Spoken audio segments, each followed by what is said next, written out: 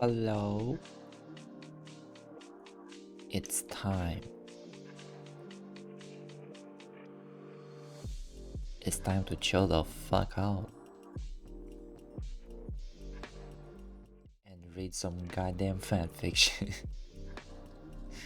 Hi guys.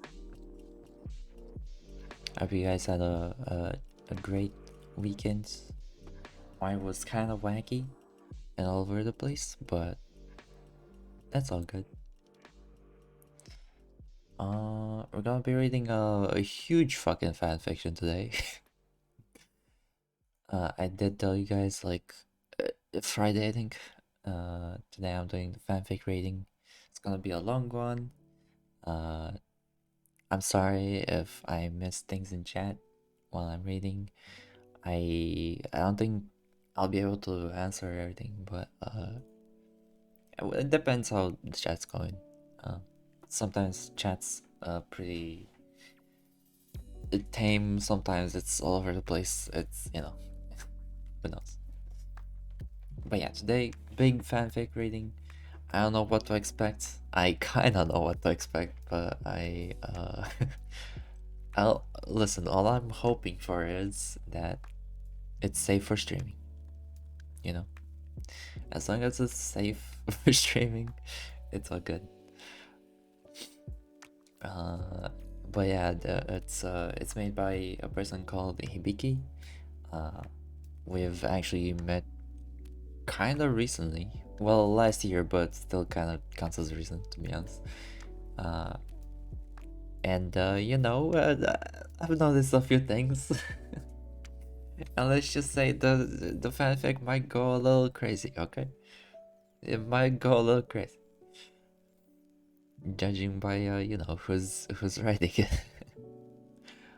But speaking of reading, I need to put on some glasses. And Bendon, my good old buddy pal, made some glasses for me. I know, it's crazy. Let me hold on. I gotta find a way to do this properly.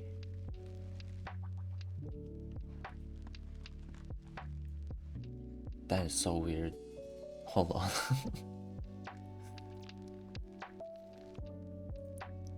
Why would you capture that? Okay, I'm trying to capture Krita, but it's it's capturing like my OBS for some reason. That is so weird.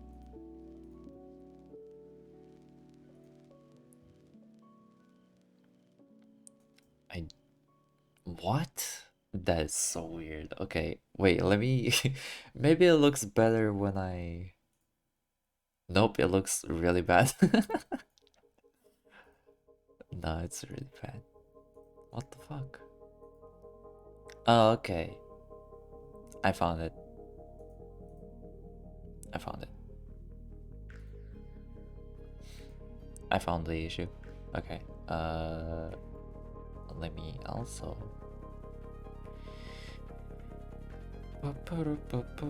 Let's unpack this fucking these glasses together, huh?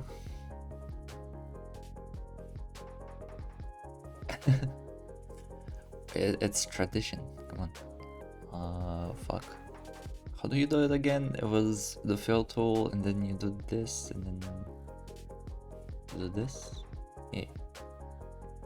Boom, PNG, easy. That's literally how easy it is. Do we leave the white around? I feel like it'll give it a little bit of charm, you know? I feel like it'll give it a little bit of charm. I'm kinda down.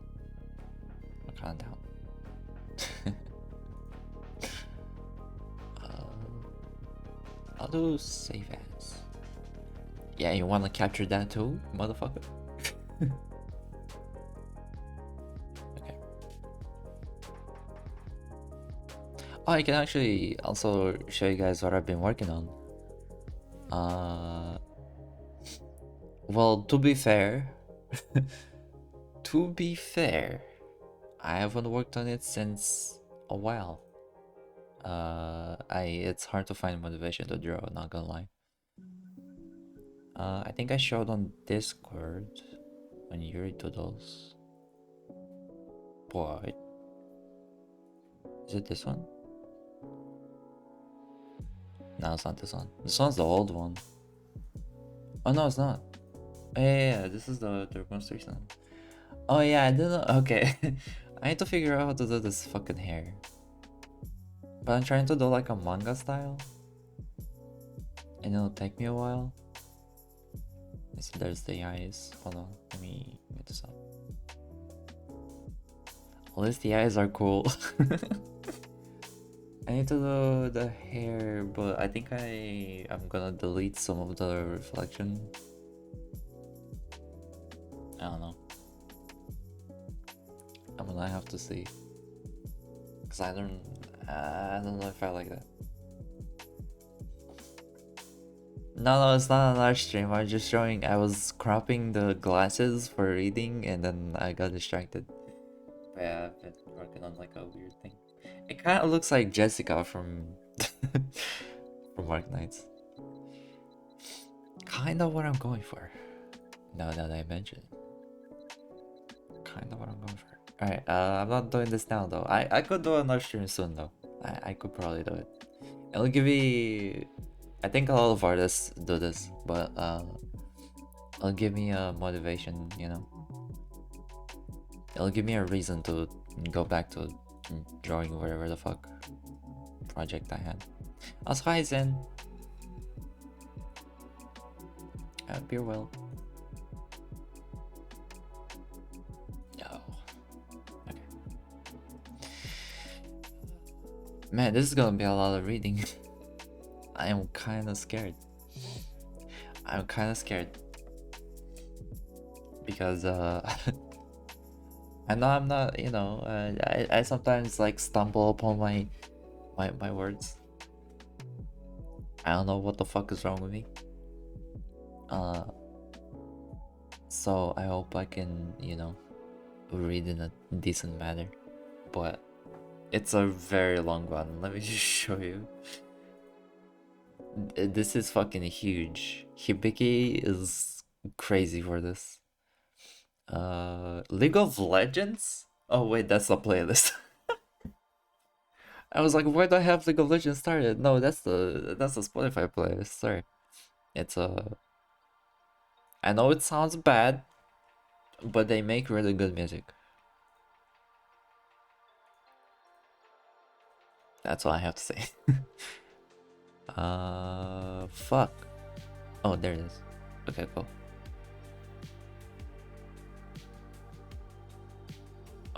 Client area? It's the same fucking thing. Cool.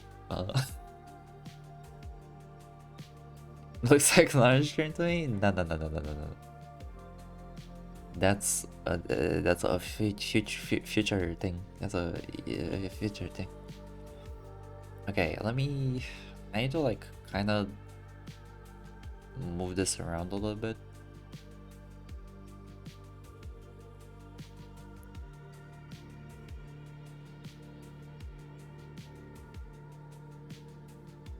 Oh, it's okay if you see anything. It's fine.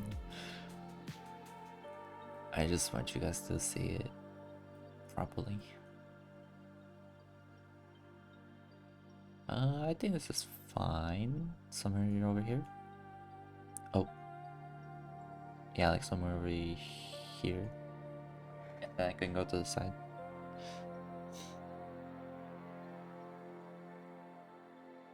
I took a nap and feel like I've been steamrolled. Streamrolled? You mean steamrolled? You mean what I've been in Dark Souls 3 last time? By the fucking dancer? I don't need to go back to that. I know, I'm very aware. I very well know I have to go back to that. Wait, do you see... To what extent do you say this? Oh, that's actually perfect. Okay.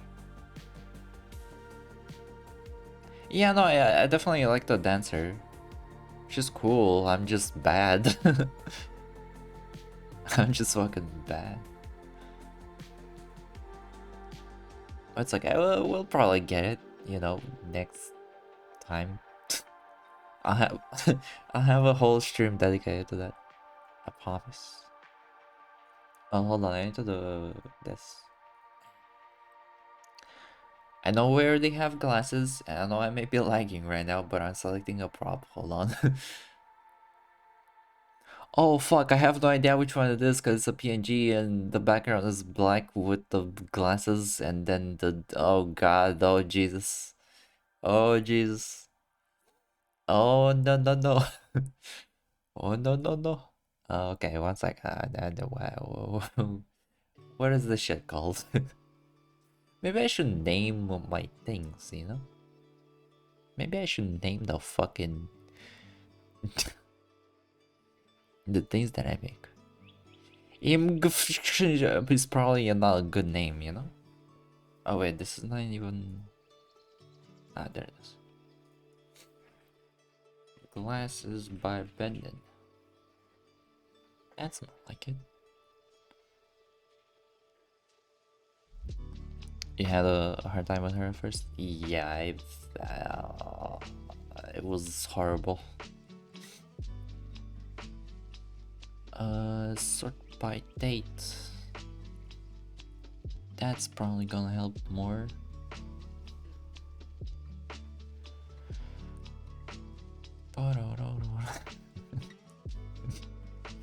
No. Nobody redeemed it yet. I can't do it. Holy shit, these glasses. Yes. Perfect.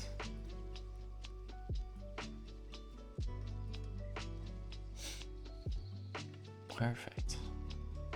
Be a little tinier. Kind of like this. Perfect.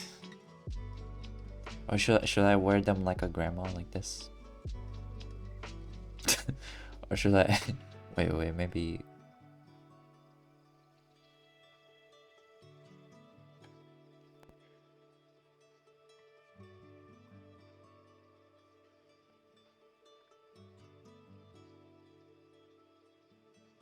Whoa, that's...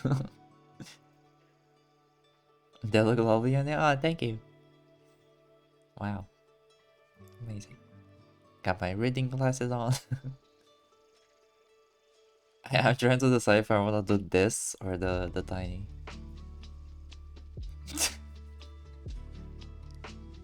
Bro, you made the nose thing so big. I mean, I know my nose is big, but goddamn. Okay, I think I'll do the tiny. I'll do the tiny. It's my reading glasses.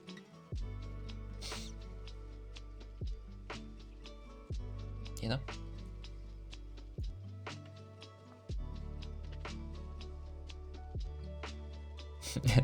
I am a librarian now. Big cock Monday, big cock Monday, big cock Monday, big cock Monday, big cock Monday, big cock Monday, big cock Monday, big cock Monday. No.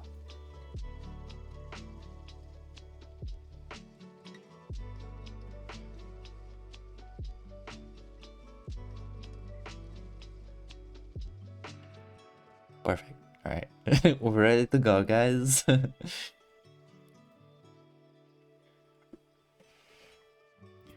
That's a big cock. Sorry. Anyway. Try to make myself tinier. I don't want to block the text, but I also don't want to be too tiny. Because I'm going on this side.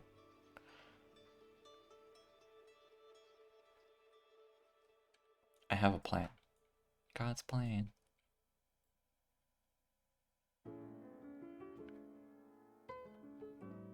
This should do.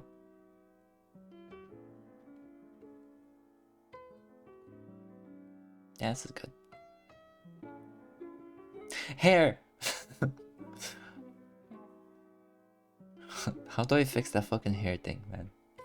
Sorry, swear to God. Look at this. If I had a sanity bar right now, it would be at half.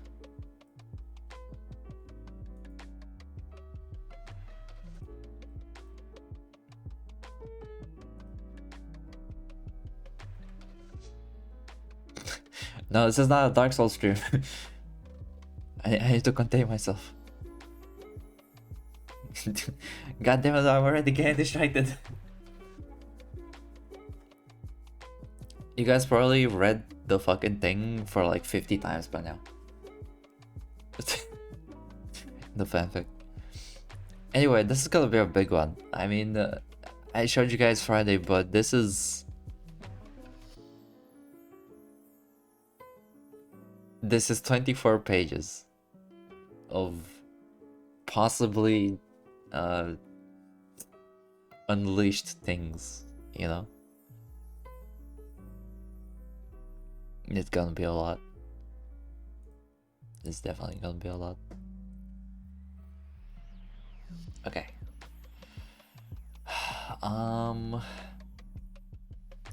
Is lo-fi good for this? Maybe we put some piano.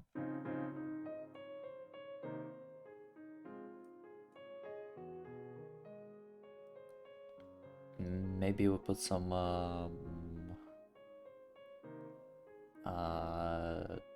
funk, yeah. No. I gotta contain myself. Some Dark Souls music. Oh yeah. Some Dark Souls music. Is Dark Souls music copyrighted? You think I can play that? Where's our fanfic? I cry every time. Oh, wait. Hibiki might know you actually. I mean, fuck it. I can tell her. I don't know if I'm gonna be able to read on stream. Or you know some of the parts.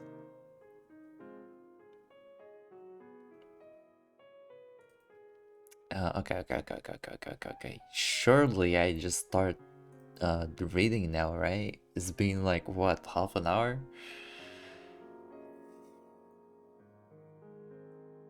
DS music should be okay, but it's too dramatic. Okay. I'll note that for future reference. I mean, there's totally nothing I have planned. Totally nothing.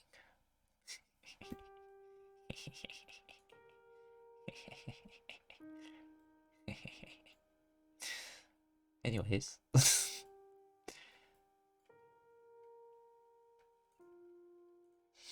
Oh my god. This is fucking crazy. Okay. Let me just stop smiling for like at least 10 minutes. Okay. Let me just like drink some coffee, settle myself, and yeah, you know, go to the bathroom while we get ready, you know. Hi, Elia. I didn't start the reading yet, by the way.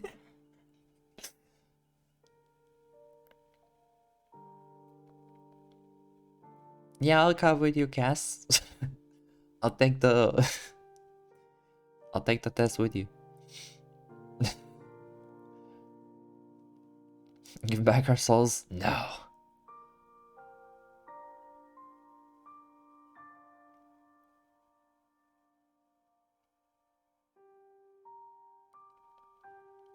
Alright.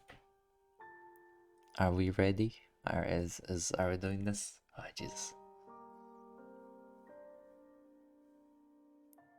I hope you're alright, Cass.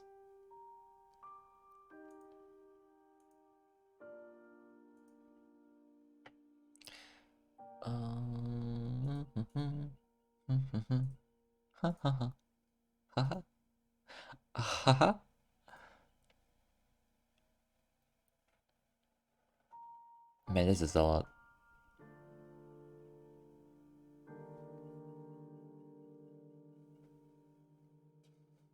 Oh, Jesus, Cass.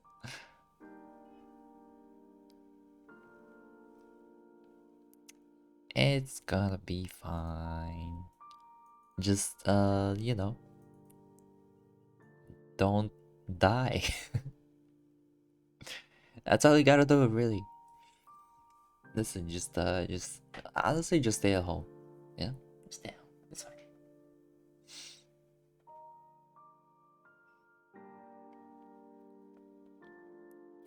Bunny outfit.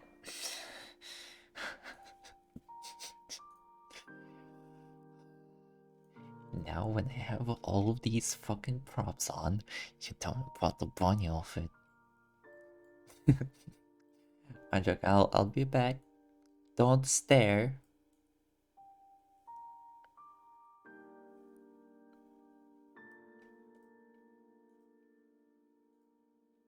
Or do stare, I don't care.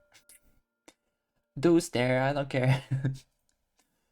Man, this is supposed to be a chill fucking stream. And I'm out here being a fucking crackhead? What the hell?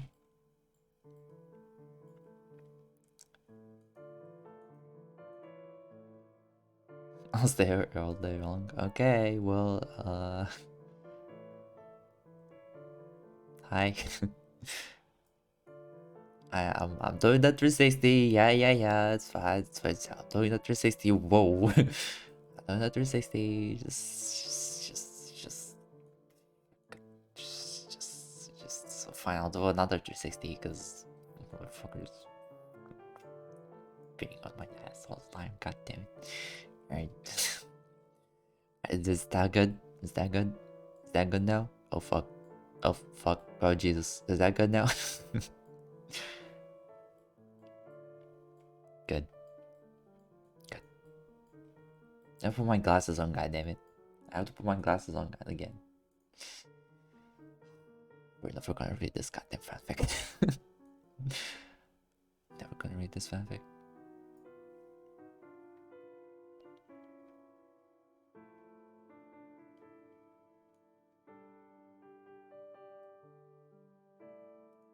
Never gonna read this fanfic. Okay. Okay. Is this good?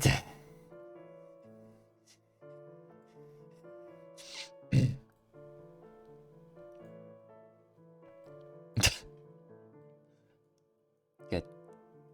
Good. Good. Now shut up. It's time to read. God damn it.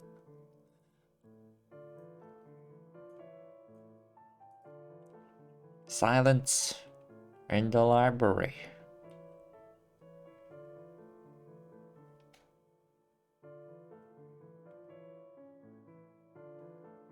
And I have $2 here in the hot bunny. Is they can get better? Shit. It can get better. But I can't do that on stream. So anyway, I'm gonna start reading.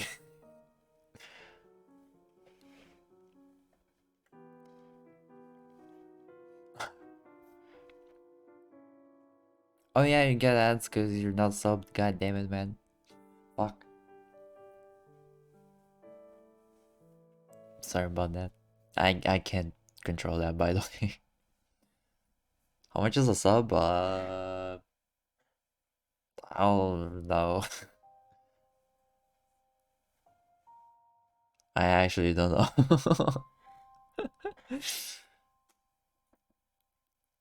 What was it, guys? Like $5? I don't know.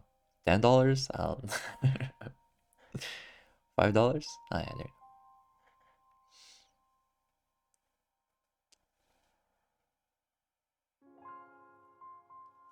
Take a small loan. Guys, stop distracting me, god damn it.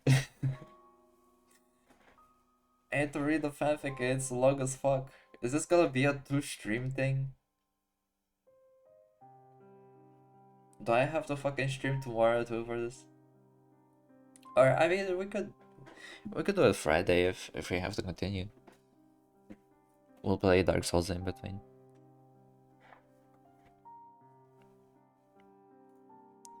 Alright, everybody shut up, I need to read. Stop making me smile, goddammit. I'm supposed to do that.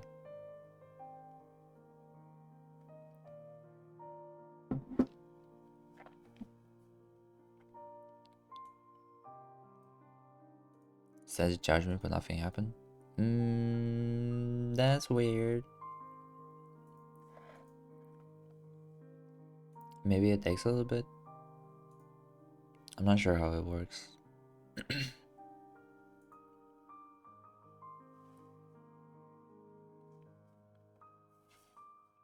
I rarely hear about those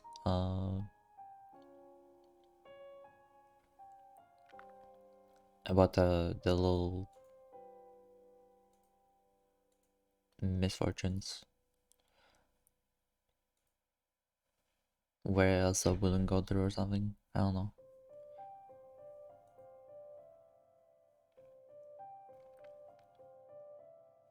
I can make you blush, just let me slide in those DMs.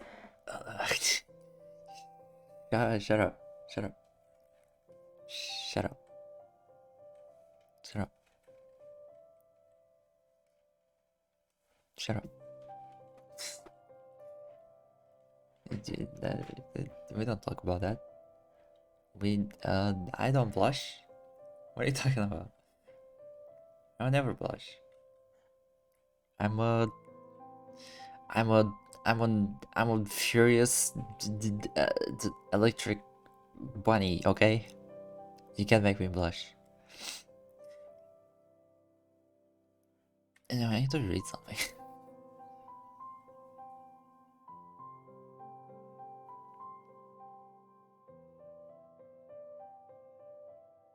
Your incoming pickup. Bring back dumb note. Okay.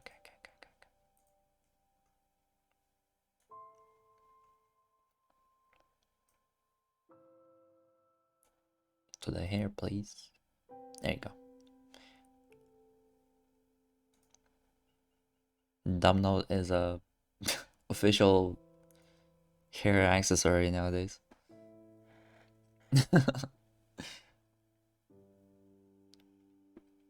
Okay, can I read this thing? Goddammit. We're supposed to have a chill time, you know? We're supposed to have a chill time. Not horny.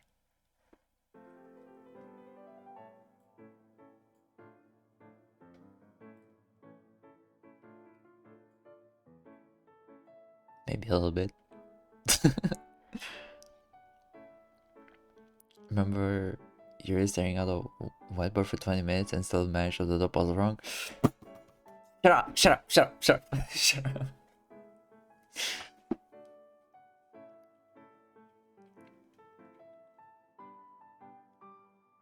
I want to be happy, I want to be horny. Stop being so relatable. Wait, was it the other way around? Wait a minute.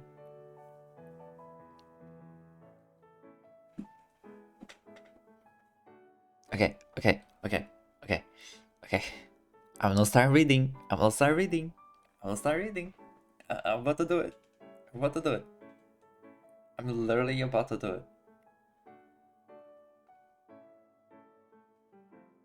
it. Hydrate. Okay.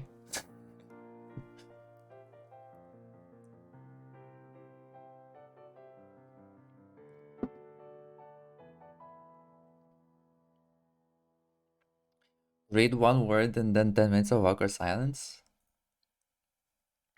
One.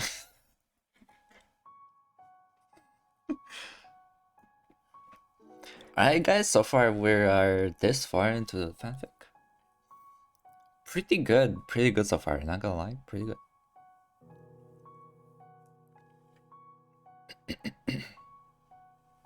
Pretty good.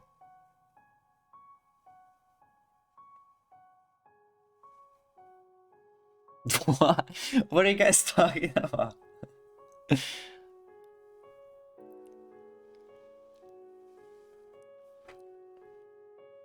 guys are psychotic. You guys are fucked. Okay? You guys have mommy issues. Okay? Now I'll teach you a thing or two about mommy issues. Okay? What do you mean you hand them over? Fine. Fine, I'll do it. Just let me get a pair of clean ones.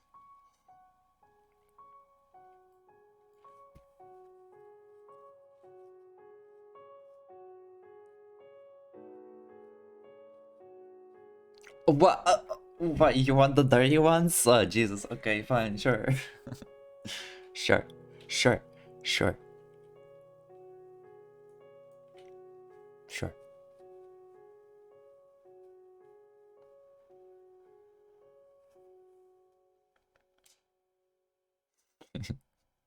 Okay.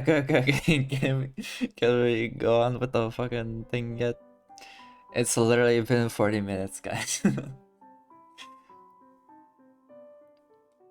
Literally been 40 minutes.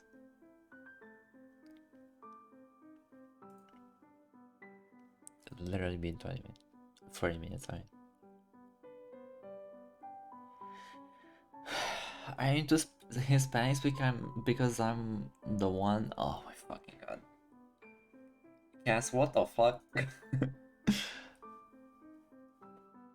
5 minutes of you standing there being a hot butt. Bro.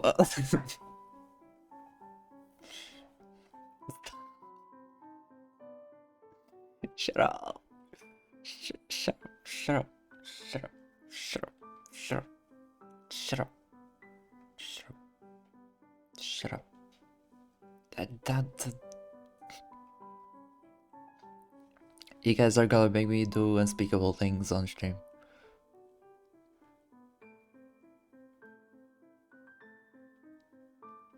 What's a gold saucer? Okay, I'm gonna Google that. I'm gonna Google that. If I get banned, it's your fault.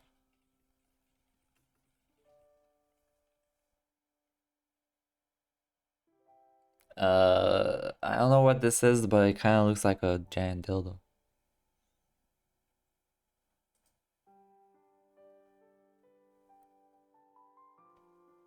The Golden Saucer is a casino? Oh, that's what it is. Of course.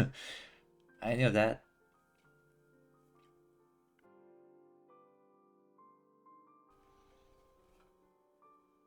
Final Fantasy Casino? Can buy bunny suits. Oh. Sick.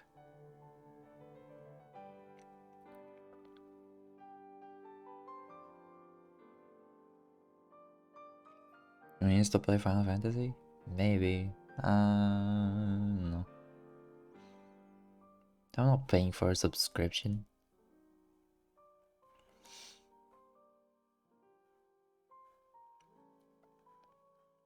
I would have Final Fantasy just to make just take pictures of nothing. Nothing. Everything's fine. Don't worry about what I just said. I'll know read the fanfic now, okay? Guys, we have 24 pages, man. We have 24 fucking pages.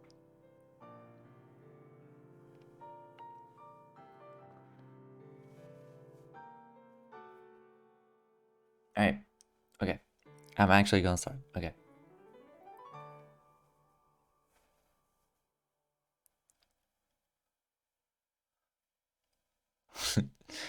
Hey, art works too, you know? I love art. And collab art.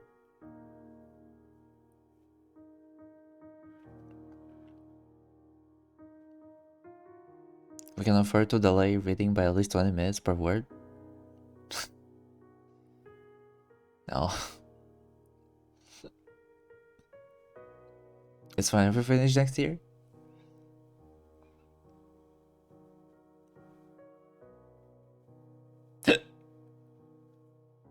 Oh no. I need to get like a something for hiccups. Maybe like a hiccup command. Every stream, I swear, every stream I just hiccup. Okay, I'm actually gonna start I'm gonna start streaming, guys. I'm actually gonna start streaming now, okay? I'm gonna start reading. Again, I'm sorry if I can't answer everything. I definitely won't be able to because I wanna actually get through this. At this rate, we might actually have to do a 2-part stream.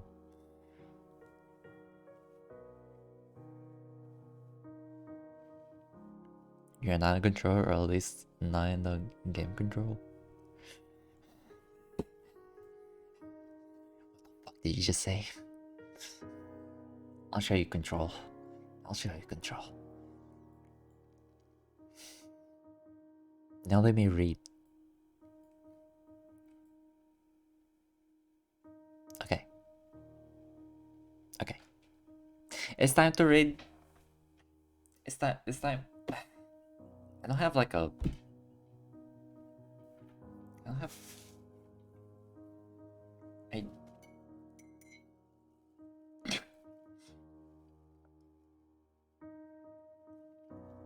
It's time to read. It's time to read. Okay, it's time to read. Come on.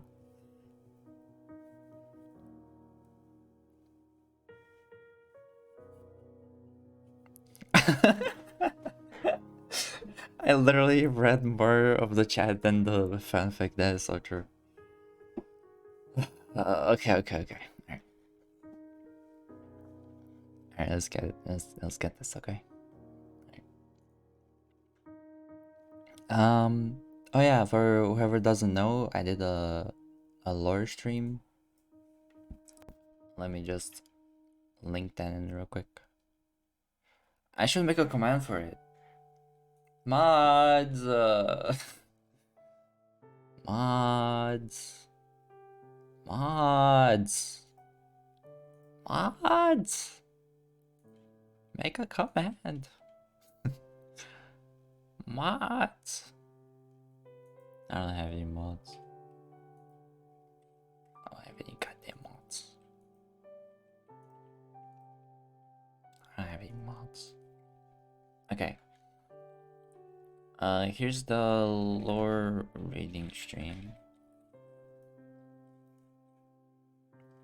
I liked it in chat.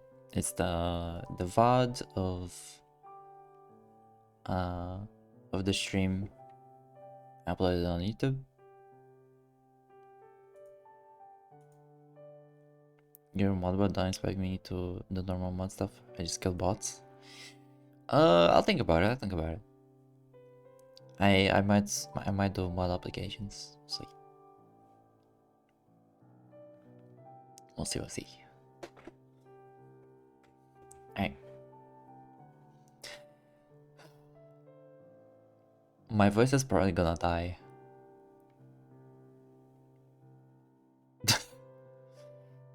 I have a feeling.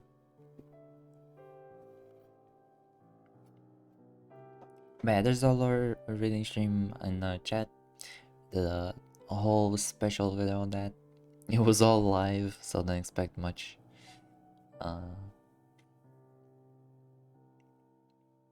But you'll know a bunch of stuff there. So after this, after we read this, we're gonna decide if it's canon or not.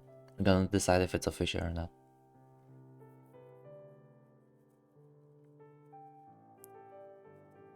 There's probably some things that are gonna be, I don't know. We'll see. Or we could just leave it as a fanfic anyway. Oh, and after I'm done reading, I'm gonna link the fanfic doc on my Discord. So whoever's not in my Discord, you should join. God damn it. I announce when I'm going live. I announce special streams, stuff like that. That's in different channels, so you can mute the stream alerts if you need.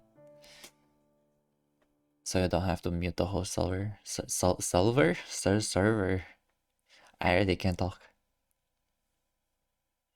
The point is a vital part of the lore. I am actually working on something. I think all of my outfits are gonna be canon. You know what? Everything I do is canon. Well, you know. Anyway, alright. It's time. Again, sorry if I can read the whole chat. I'm just trying to get through this. Let me just get ready for a bit.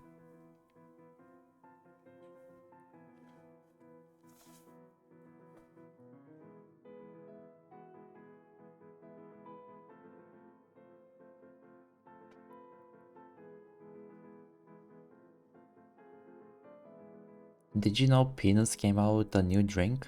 Wait, who's Penis? Oh, Pebis? Oh, Pepsis? Pep.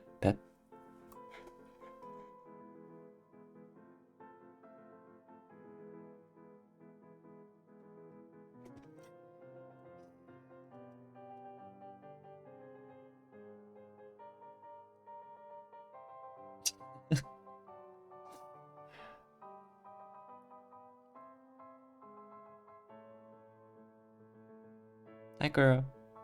We haven't started reading yet, by the way. Well, we did. We read this part. You see that highlighted part? That's it.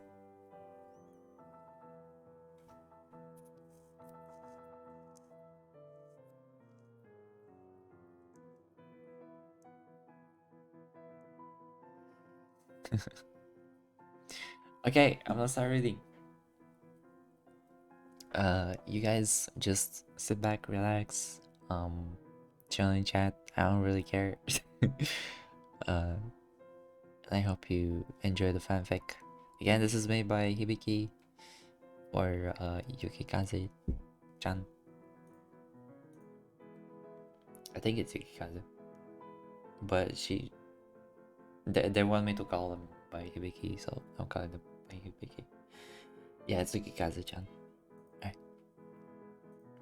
We might be getting more fanfics, which at this rate they're gonna pile up and never gonna be able to read because you guys keep making me distracted.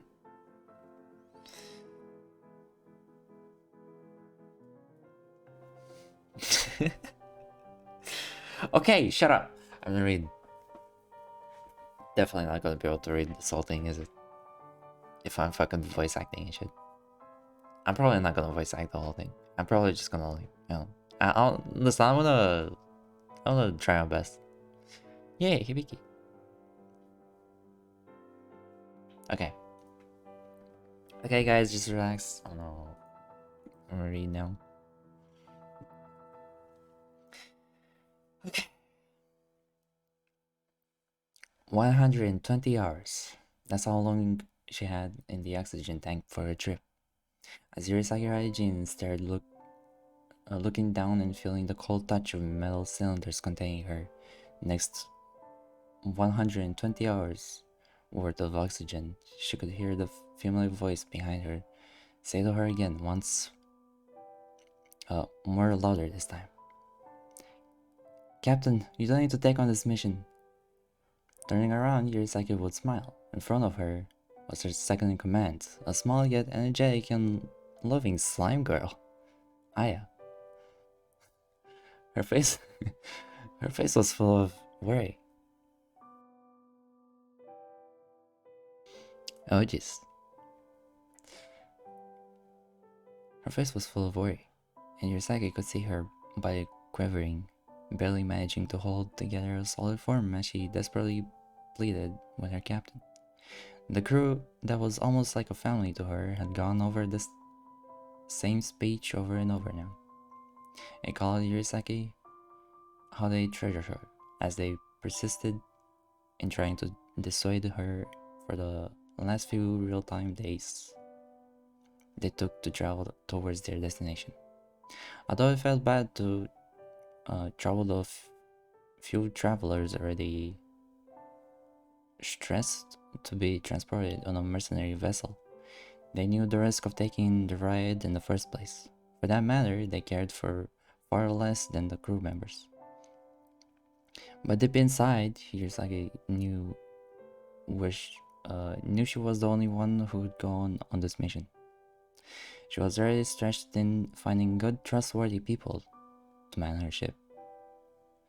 From the navigations all the way to the engines, it was exactly why she decided to take the mission despite the risk. A dead world like this clearly can't have a single thing alive. Have you seen the... I've seen it. Gather the crew, inform them to be ready to send in 10. Hirosaki Raijin, captain of the Aya, smiled brightly. Her voice came out steady despite the final desperate plea of her best friend and lover. Striking Aya's cheeks softly, she would lean in for one more kiss, as if to tell her to remember the wishes and promises she had made to her in bed the night of their arrival. It took a moment for the Aya to look at her captain one last time, burning her face into memory before she reluctantly parted. As she left, Hirosaki could hear her mumble gently before the door slid shut behind her. Come back. You better come back safely. Hirosaki Raijin stared at the closed door and laughed quietly to herself. She thought about going to apologize to Aya and the crew for being blunt for a moment longer before sighing and setting on to making final preparations. It barely took her 2 minutes to slip on the helmet and make slip on the helmet and made certain her entire body was sealed completely. Okay, like a spacesuit. After that, she triple checked the secured tanks of oxygen, and with that, the final preparations were ready. As she walked over to the drop pod with the oxygen tanks in tow, she had a glance to the side of the ship where strong reinforced glass windows allowed her to peer downward. Hirosaki could see the thunderous clouds of uniquely colored lightning illuminated over what used to be a continent. She let out a sigh, seeing the winds shifted further away from the designated landing zone. But it was still a lot to take in. The name of this planet had officially been designated Iolci Prime 6. But for the sake of the mouthful it took for Hirosaki to repeat over and over, she herself ended up calling it 6. Okay, 6 it is. 6 was a unique planet, although more accurately, it was a unique asteroid. After finding it covered in enough frozen liquid to be viable in terraforming the entire of the land into a habitable space, countless years were spent constructing a long metal ring that surrounded the planet and that housed the researchers, builders, materials, and furthermore, helped stabilize the asteroid to the solar system. Also, they made the asteroid, they like terraformed the whole asteroid, and then they made like a halo ring around it. That's sick. Several more years passed, and with a great push, 6 became the poster child of what could be achievable through ingenuity, grit, and science. Many of the scientists and, and hired hands remained on the asteroid, conducting further experiments and building in the now habitable space. Demi-coloring. For hundreds of years, the civilization that stayed on Six thrived, serving as an isolationist planet that focused on providing all other space colonies with incredible groundbreaking technologies. Nice. Yeah, hopefully not. Because of this, because of this, eyes from planets both near and far watched on with great interest as peace and scientific knowledge continued to flourish sporadically like a beacon in the stars. To some extent, many of the developed technologies during the time were monopolized, of course, by the inhabitants, and even a council was sent in charge of distributing only the most tested and assured research out into the public, for better or for worse. Okay, here we go. Then one day everything fell apart. The eyes and ears of distant observing planets were gouged out so suddenly. The only sign something was wrong was when orbiting planetary scanner what? Was an orbiting planetary scanner some few systems away that happened to? Wait, what? I don't get this part. Only sign something was wrong? Okay, the only sign something was wrong was when an orbiting planetary scanner some few systems away that happened to phase 6 picked up an incredible energy surge. Okay, that was a phrase that looked strange, so I had to like take that in. So because of the planetary scanner that was a few systems away, that's how they knew it was something wrong. Okay. It picked up an incredible energy surge. Upon the discovery, many shuttles hurled through space to discover what transpired up until it was discovered. Wait, where was it? The smoldering, irradiated wasteland that now Eurysake stared at. A dead planet was all that was left. The radiation was unlike anything the galaxy had ever seen. An immensely toxic fog that blanketed every inch of the planet's surface, even on the iron ring in orbit. Whoa. Although still toxic and irradiated, the prospects of discovering new undiscovered research hidden in the depths of the dead planet excited many who looked to profit from the disaster. Legions of men, women, and even children descended to search for the remains of the incredible, and of the many, only a handful returned. It might be Breath of the Wild, I don't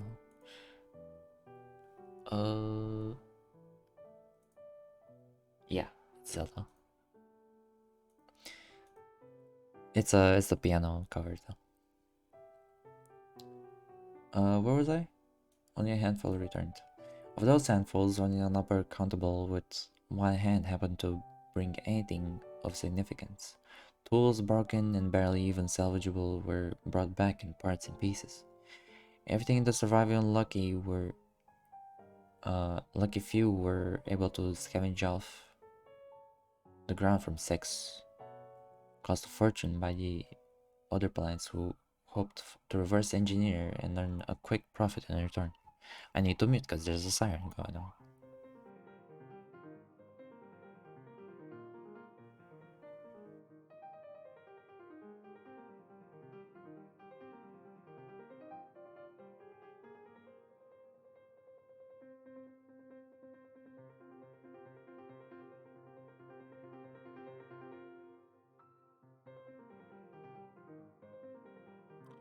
You know, for someone that's hurrying up, they're sure fucking slow, dude. Holy shit. Oh my god.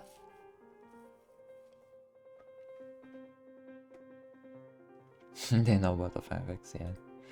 Everything costs return profit and return. Okay. However, the explorers also came back with information about the dangers of the planet. Not only the entire planet irradiated, uh, but strange and dangerous things seem to happen down there as well. Flying swarms of things ripping flesh from both suits and bone. Pale white ghosts haunting certain buildings. The anomalies of the unliving never cease to end. Anomalies? Oh no. Oh no no no no no. Oh no no no no. It's Stalker all over again. It's actually Stalker. It's actually fucking Stalker. Oh no. Oh no.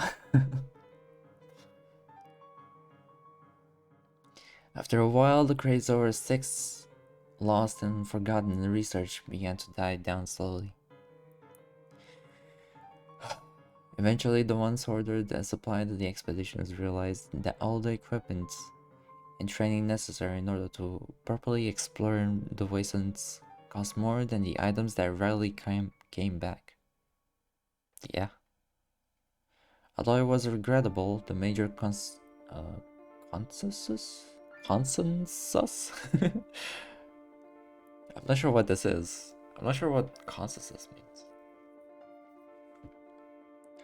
Most other colonies had left was to wait out the radiation and conquer back the lands taken over by the hostile anomalies by force to hopefully find both what had transpired to the planets as well as any precious blueprints left behind.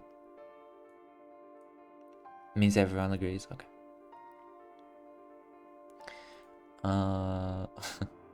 I guess it comes from like a council word.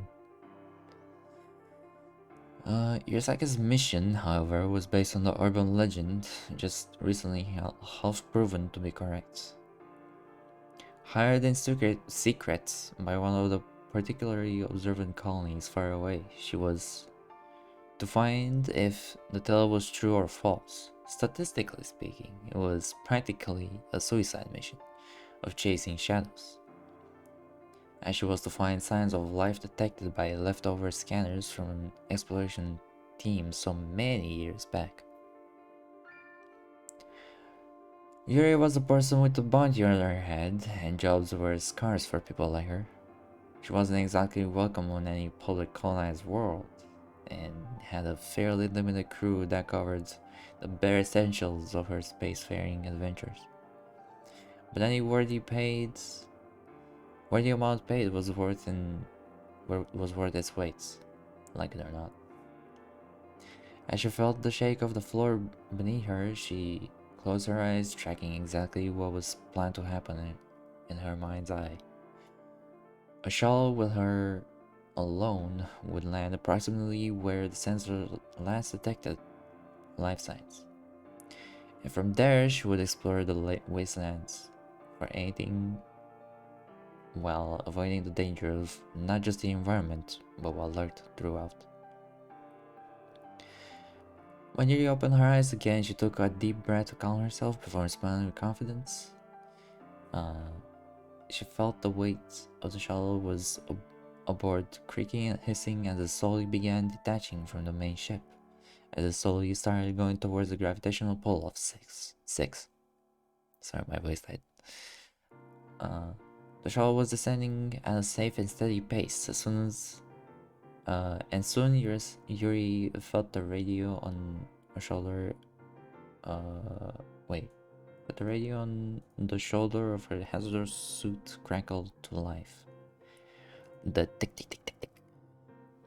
And the voice of the slime girl began to clear her through all the essentials she already had heard 1,000 times over. At a certain level, somewhere below the artificial atmosphere of 6, communications began to have static, a phenomenon of 6 that had already been well recorded. As that threshold was passed, Yosaki heard the slime girl say something in addition afterwards, something that wasn't part of the script driven into her mind countless times. Even through the static, she knew exactly what the slime girl wanted. for her to be safe. As the shuttle thrusters began to point downwards, slowing the descent even more, Yuri had a good look around. There was decaying buildings standing strong, providing their impressive designs and foundations decorated the area. A sign of much to scan through. On the other hand, she was counting herself lucky with the premium security card of hiring colony provided her, which allowed her heavy access to many of the rooms. She immediately began to let the shuttle scanners hum as she chose specific landing spots, or she would take the shuttle to as a mobile base to clear the building zone by zone. Sighing as she felt the soft thud of ground being touched, Yuri heard something strange. It was a quiet, a loud sound. Wait, it was a quiet, a loud sound? It was a quiet, a low sound, barely audible.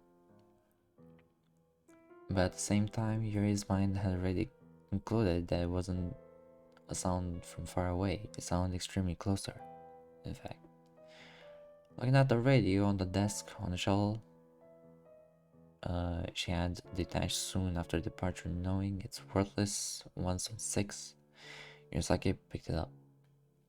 Taking one last look around her, she firmly pressed on the button to speak and spoke loudly into it. This is not canon. This has to be corrected. I never call myself Yuki. This is Yuri. Can the crew of the Aya copy? Over. Nothing came back. Yuri waited for a minute, even tried again, waiting to see if it was the radio giving static.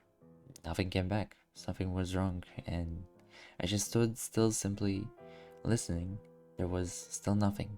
The null nothingness of the situation bothered her, and in confusion, Yuri took a look outside, peering out the window as she witnessed nothing. There should at least have been a skeleton somewhere given the state of the planet, but through all the windows, nothing but the dusty and decaying surroundings remained to be seen. Only the soft sounds of wind outside could be barely heard through the metallic insides of the shell. Was she going mad already? Yuri shook her head and to be clear,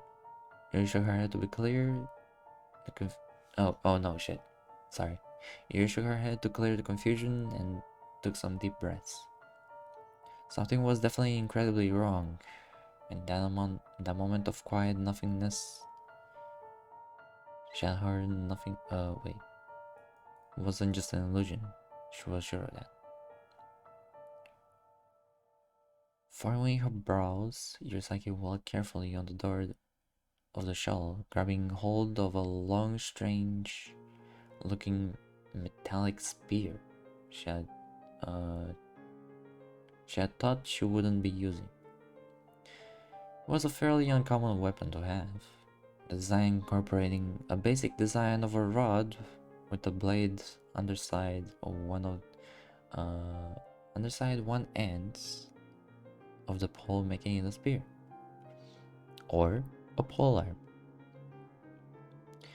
but the optional power of a reserve blaster at the very end of the staff. Oh, it's like a... That's cool. I like that. It's like a staff that actually shoots things, but also acts as a weapon, as like a melee weapon. It's like a magic staff, but it's not magic, it's technology. Although the interior of the shell was fairly cramped, with only the bare necessities, Yurasaki was still able to get a few good swings around, making sure to memorize the weight and centripetal motion of the unique tool. Okay, this is long. Okay, good. So it's actually like a long polearm. Uh, she also picked up a spare battery pack for the blaster, holstering it before taking a deep breath and looking outside. The unknown, eerie feeling of that sound still lingering in her mind. As Yuri's grip tightens around the staff, she still her own resolve and push herself forward, entering the decontamination room of the shuttle. I'm not gonna say why I laughed, okay? It's not my fault. Fuck. I mean, come on.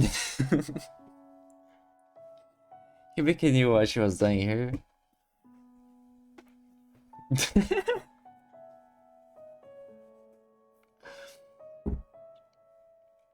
Anyway, this is supposed to be scary. Listening to the hiss of the room vent and releasing the lock on the door as it allowed her to exit from the spacecraft into the hot zone. She set aside the uncomfortable feeling and pushed on forward. Sorry.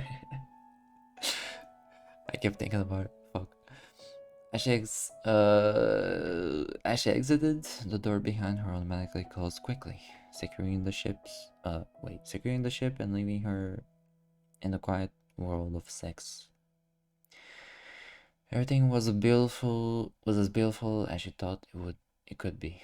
And if it weren't for the cloudy skies above that constantly pelted the land with nuclear winter, it would have been someplace she could see herself living.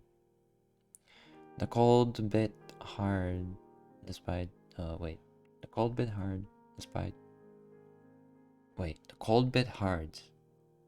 Oh, I got what she means. The cold bit hard despite the internal heating cooling her suits for that very countermeasure, and Yuri hurriedly entered into the first of many buildings. It was around the fourth floor when subconsciously Yuri noticed something off. By the fifth, she has confirmed her thoughts. Looking to the first room on the right of the complex, the design was simple. So simple that it was the same exact design down to the placement of the same room below. As if someone had awkwardly copied and pasted the same thing over and over.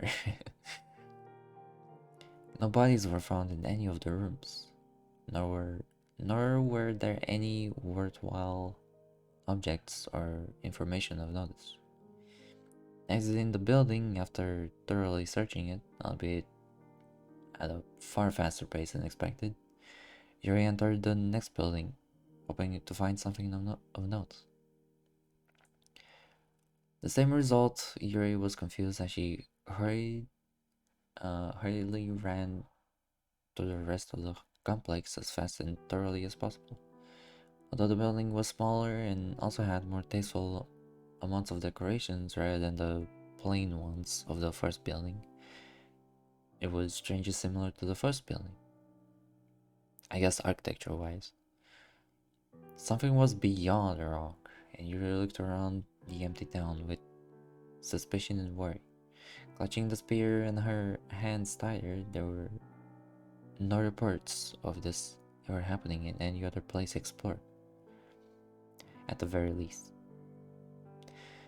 As you run through several more of these weird buildings, absent-mindedly, clearly more than a single day's worth of buildings in just a few hours, she began to wonder why this could be so. Six was a place that didn't lack innovation. The only reason a location existed like this, as empty as it had been, was likely an area to practice skills of construction. Whoa, what the fuck? It was the only reason why Yuri could assume, given the lack of bodies and unsimilarity between every building. Exiting from yet another building searched, Yuri noticed a short building she didn't even notice despite comprehensive mapping of her days prior spinning along the city. So it just like came out of nowhere. The building was odd, standing out from all the other larger complexes. It looked considerably less decayed through. Oh, decayed, although Irisaki shrugged it off as a product of its smaller size. As she entered through the doors, a flash of bright lights disappeared from the corner of her vision before she could even turn to face the flashing thing. Frowning, she carefully began to probe the inside of the room.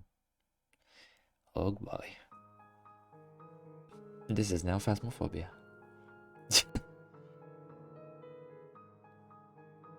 Let me give my wrist a break.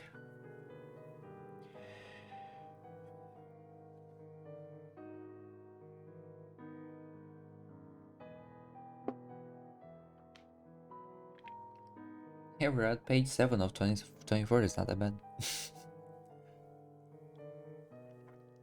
Inside the small building were objects of interest, both within and out of Yuri's expectations. For the first time, she encountered what could only be the remains of those who worked here. What was strange was their bodies having been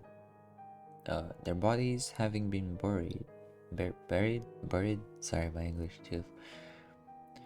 Barely legible names written on makeshift tombstones above the soil and a bouquet of flowers on each of them. Furthermore, the entire place irked Yuri as the tools weren't those of builders but ones that she would expect in an electronics repair shop. Why is my OBS doing that?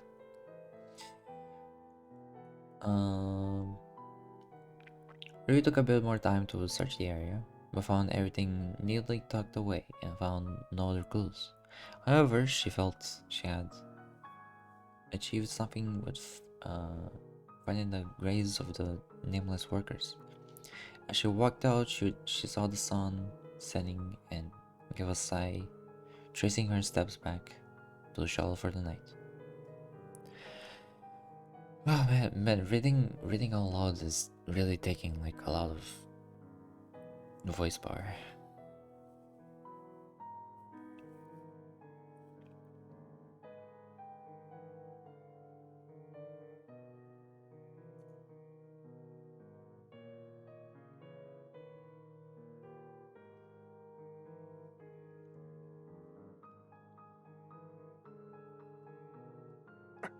Sorry. Yeah, reading out loud, like just talking over and over, you know? It's like talking for so long just takes so much out of you. That's why I'm trying to like read a little lower, voice myself a little lower. I hope it's not too low, but we can still hear me.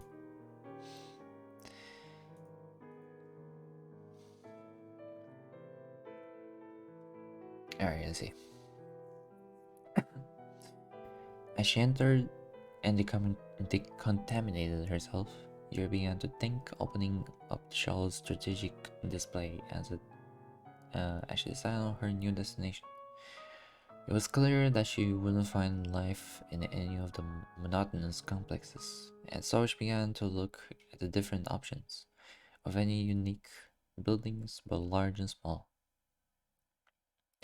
Unable to succeed in locating anything significant, she would groan and conclude in moving to the shuttle after giving the options another thought after getting some rest.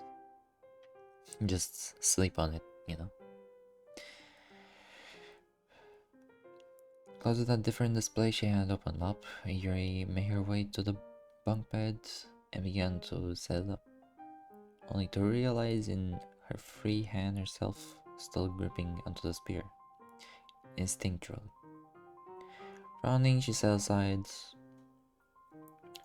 aside and began to pull the sheets, pushing herself onto the soft mattress as soon as she had finished, and soon laying the soft darkness of her vision sent her into the land of dreams. It was somewhere in the middle of the darkness of her dreams when Yurisaki suddenly felt herself wake up in cold sweat. Her senses trembled with danger all around her, and she instinctively reached out as she had been trained. Her hand sliding to the hand of the spear set by her bed barely seconds after she confirmed her senses were alerted. As she inhaled and opened her eyes at the same time, Yuri kicked her legs out from the bedsheets and immediately swung her spear in her hand at the nearest thing that was alerting her senses. I do be like that. Although she expected her eyes to adjust to the darkness to find her aggressors that somehow slipped on board, Yurasaki didn't need to wait long before she saw the thing which roused her from her slumber. Bright blue translucent light in the shape of eyes surrounded Yurei from every angle. Confused but unwilling to let herself be taken down so easily, Yuri stood in a lowered stance, sweating dripping down her brow as she waited for one of the eyes to come and test her wrath. For a few minutes, they stared at each other, unwavering and unblinking. It was Yuri who gave in first as she shifted her posture, feeling the immense uneasiness pile on her as she grit her teeth, wondering what's happening. Then, slowly like a static, she began to hear a noise emit from nowhere, the sound giving her a sense of deja vu. Oh, not this again, not the deja vu, oh Jesus. I swear I stepped away from Doki Doki, guys, I swear. I'm not that Yuri anymore, guys, I swear. The sound did not originate from the radio far away in the counter, but seemingly from her own minds. Dangerous, dangerous. Newcomer? Greetings. Welcome, welcome. A chorus of voices suddenly smashed into Yurisaki's mind that she did her best to hold back from screaming in pain. The psychic backlash from the form of communication was unexpected and severely hurt Yuri. Even though they spoke in broken and seemingly malfunctioning whispers, Yuri had a feeling that she was facing a sort of anomaly, which she was better off leaving alone. This is definitely Stalker. She therefore responded with silence, and the voices became hushed before loudly whispering among themselves, blending and mixing into an indistinguishable and painful white noise. Alert. Whereas Yurisaki who was incredibly weak to the silent psychic means of questioning, a silent scream echoed, the noise sending chills down her spine as the eyes began to disappear from before her, and the voices became more sporadic and urgent. Eventually, they were able to speak in unison again. Action, operation, move, run, flee, processing, escape, run, run, run, time. 2 hours. As the assembly of those eyes before her started to fade, their voices that had turned to worry and almost robotic fear continued to plead from her to escape.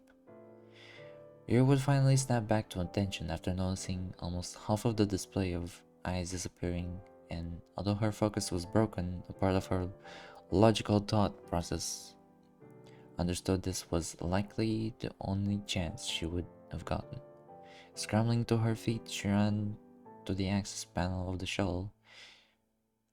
She began twisting dials on the menu that was shown to her, gritting her teeth as she prayed that she would make it in time.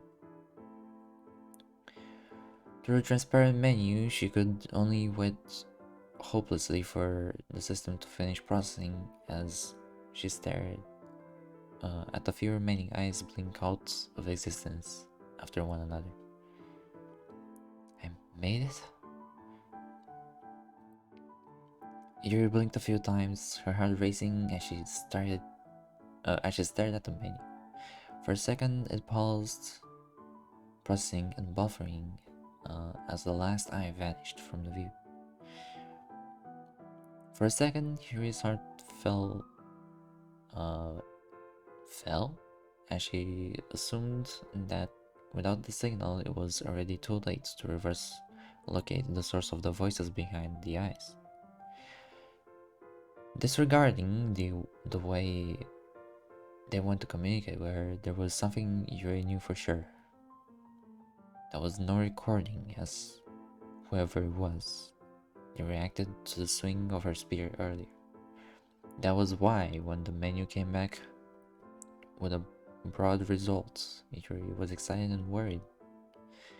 The location came back to the same odd small building she had found. However, beyond that, there was no data on anything else. Thinking quickly, she did a wide scan on the surface of 6 for any threats, but wasn't able to pick up anything. Yuri thought for a moment Yuri thought for a moment before hurriedly donning on the hazardous suit and arming herself with a spear, a shovel, and a flare gun. And she rushed out to the decompression chamber. As Yuri gritted her teeth, feeling power surge through her body, it was going to be a rush, especially to find something hidden in just 2 hours. Much less when considered it would likely take a good amount of time to take off from the orbit of 6. As she ran across the snow crunching at her feet, Yuri felt her vision dim, cursing herself for not getting a proper night's rest or breakfast. As per usual. It's just any day for me. Still, she was just able to bolt faster than most, making it back to the building in record time as she watched with worry at the timer she had set as part of her suit's HUD.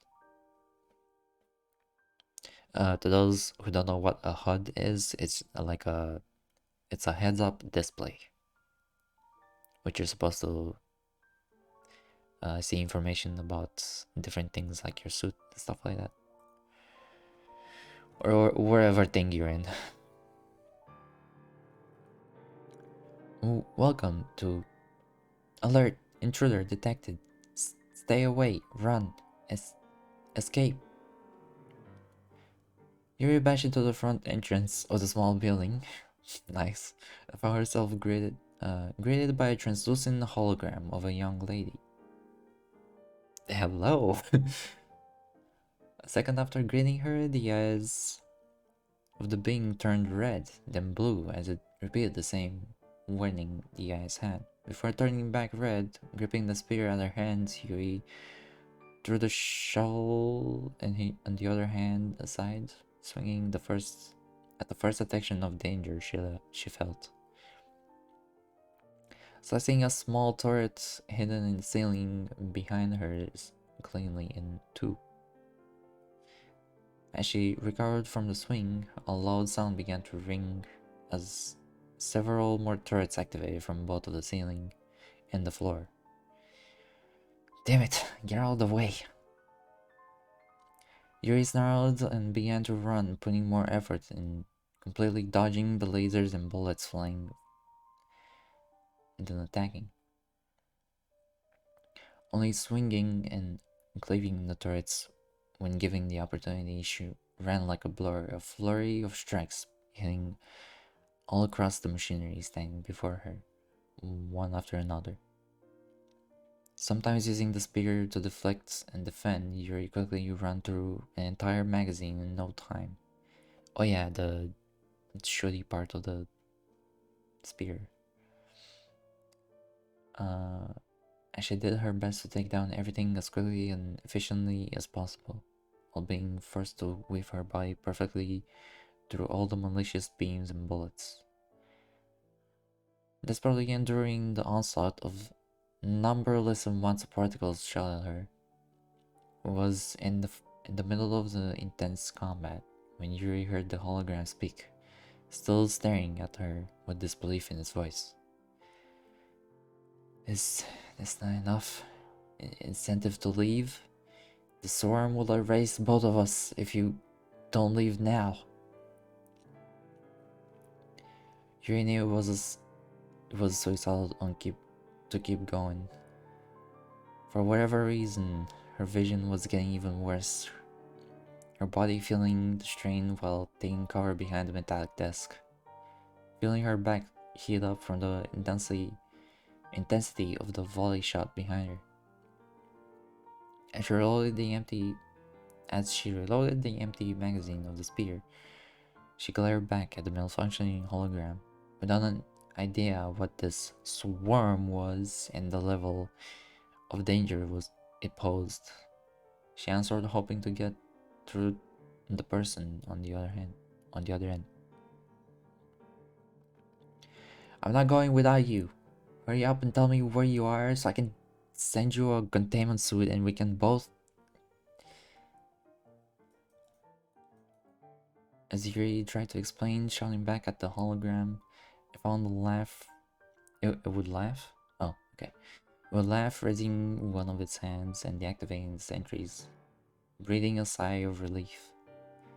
Yuri got up, feeling the sweat trickle down her back as she stared at the hologram with suspicion. After having a chuckle, the image would respond with a smile. Impossible. But if you're so damned adamant? Reaching out its hands, the image approached Yurisaki, confused on why an immaterial projection would try to guide her personally. The captain took a step backwards cautiously before realizing it would be alright. As it intended its hand forward, Yuri's brows furrowed as she noticed the phantom presence of a hand on her own and even emanating some heat, despite the fact that it should have only gotten a hologram.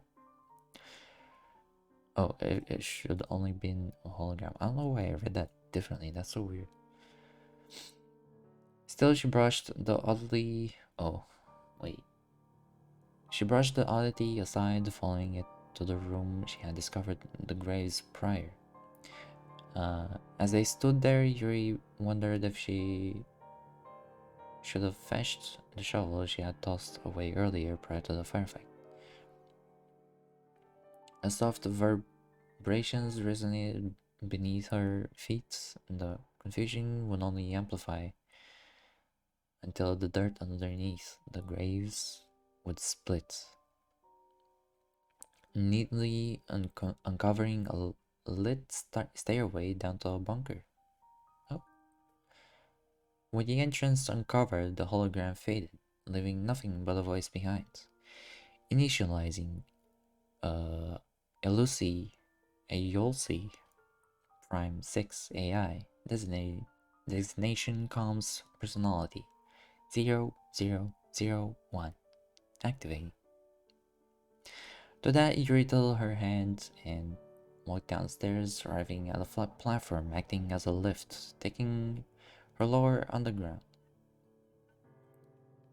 Throughout the galaxy, it was known that artificial intelligence was possible, but true sentient AI were dangerous for a multitude of reasons, leading to a widespread accepted ban and subsequent destruction of most AI.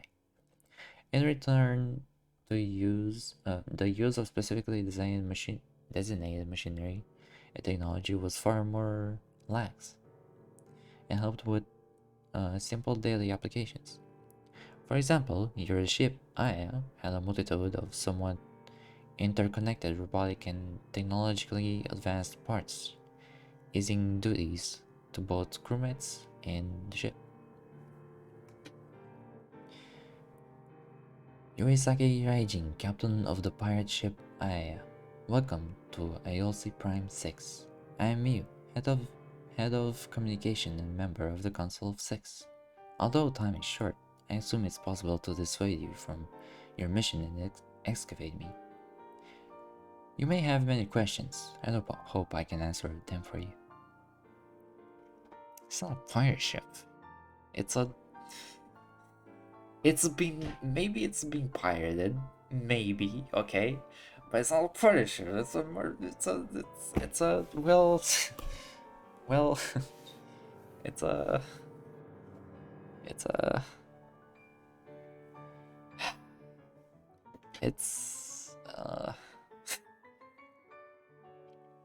it's fine. It's not even borrowed. It's commended.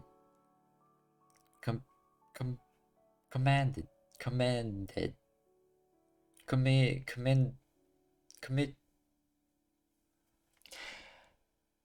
Anyway, that's what Miyu said. A deep, silky, smooth, feminine voice whispering into Yuri's mind.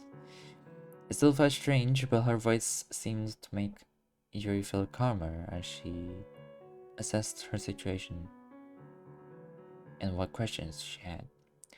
The timer on her HUD still read about an hour and 30 minutes, which was more than enough time to both exit and escape. As the lift continued to move downwards steadily, Yuri frowned and asked Miyu the question of her mission. I'm looking for life on 6, which sensors indicated around here. Is your owner... Are the ones who created you putting cryosleep down here? Why are we in danger? For the latter question, the swarm is a non-sentient abomination that seeks out energy and consumes it. It so happens that the ones who made this so-called virus bomb filled in both parts of containment and experimentations. To put it more clearly, the swarm isn't a weapon of cleansing human life. It is technically for the safe and humane destruction of electrical things, such as AI like me. Although it's hard to say if humane is a correctly acceptable phrase, what actually happens is that the swarm near completely corrupts the logical systems before siphoning off energy, thus decommissioning said electronics. However, that's completely blown out of proportion, and all you need to know for now is that you're also on the menu as much as your shuttle and of course myself. As leaving a Yolsi per 6, there'll be a coin toss if it will be if it will even be safe here anymore. As for the former question, you'll see in 3, 2, 1.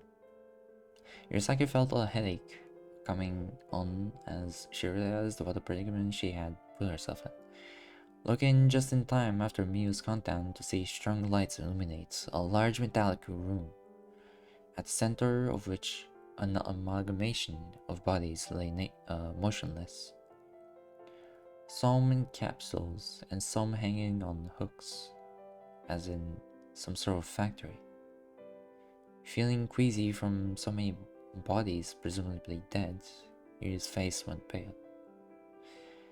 For your information, they're all AI. Welcome to our haven from the apocalypse. It doesn't have a name, but you're welcome to it. At the base, the lift slowly halted, and the glass doors Yuri didn't even know were in front of her opened. Stepped out hesitantly, she was greeted into a cold, dark room. As air hissed above her head and something wet doused her suits from head to toe, she could only figure it was some sort of decontamination room. As the doors finally opened, she was met with the figure of a long-haired individual her long-haired and bountiful, bountiful, bountiful breasts, like candy. There is like exhausted eyes.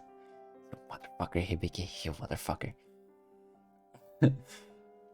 It was at that moment that the voice was talking to her finally spoke directly to her. Its right arm, its right arm extended forward to Yurisaki. Hello again.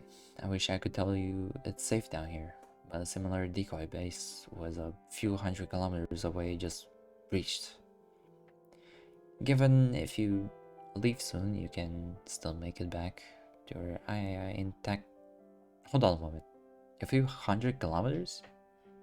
This swarm you're talking about is reaching me here so soon, and why exactly can't you come with me? Mio's face went dark for a moment. Likely saddened that I couldn't convince Yuri again. After a moment, she would reply. I'm sure you've seen a certain storm hang out over this planet prior to landing. It may be hard to explain completely to you right now, but that is the swarm storm. The lightning strikes you see are the swarm's consumed energy forced out. As for why we cannot leave, the answer is twofold. The data we hold is too valuable to risk taking off on such short notice.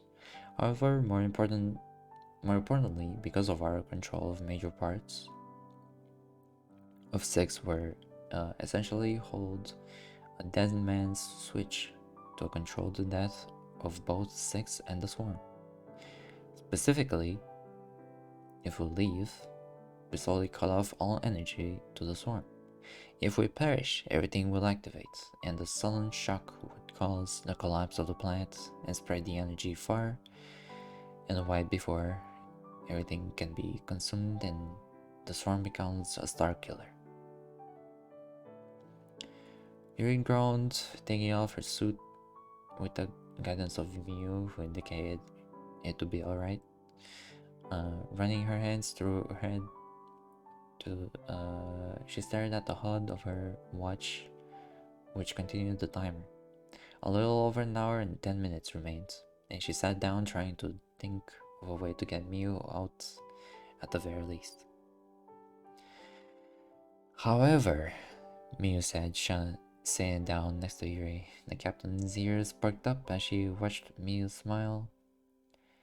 Her actions seeming extremely lifelike as she held Yuri's hand, offering a gentle smile.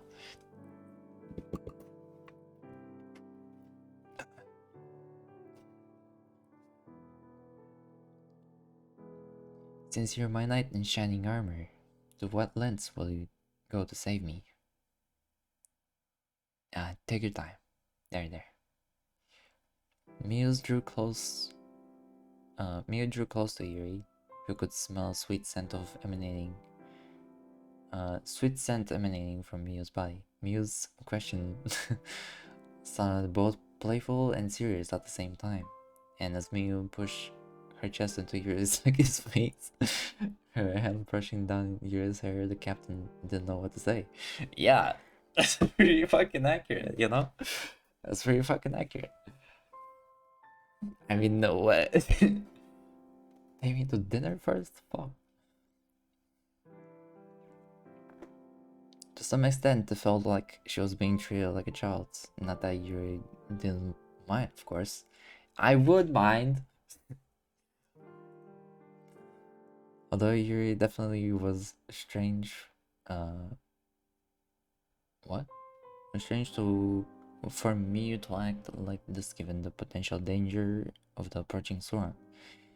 It made her feel more relaxed, warm and calm, which made her think more clearly about the matter at hand.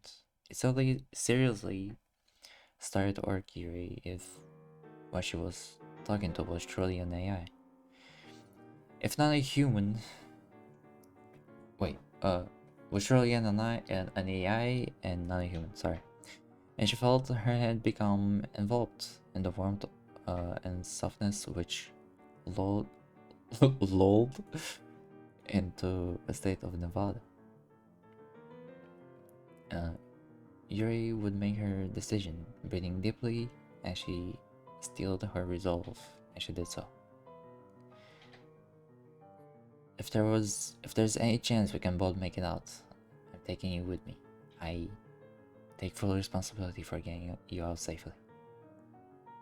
For a moment, there was a silence, and Yuri wondered if it was the right thing to say.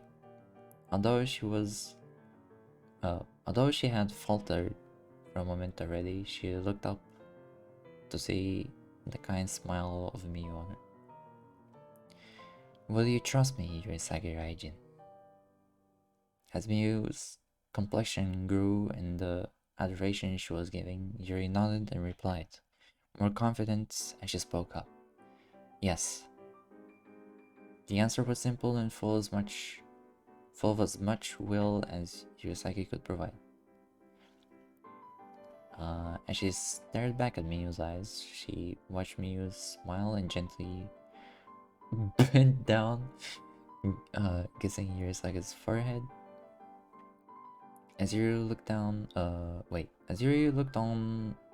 with a surprise and mesmerization, she could feel Miyu pushing her down and gently moving her hands up and down where she was holding Yuri's own hands.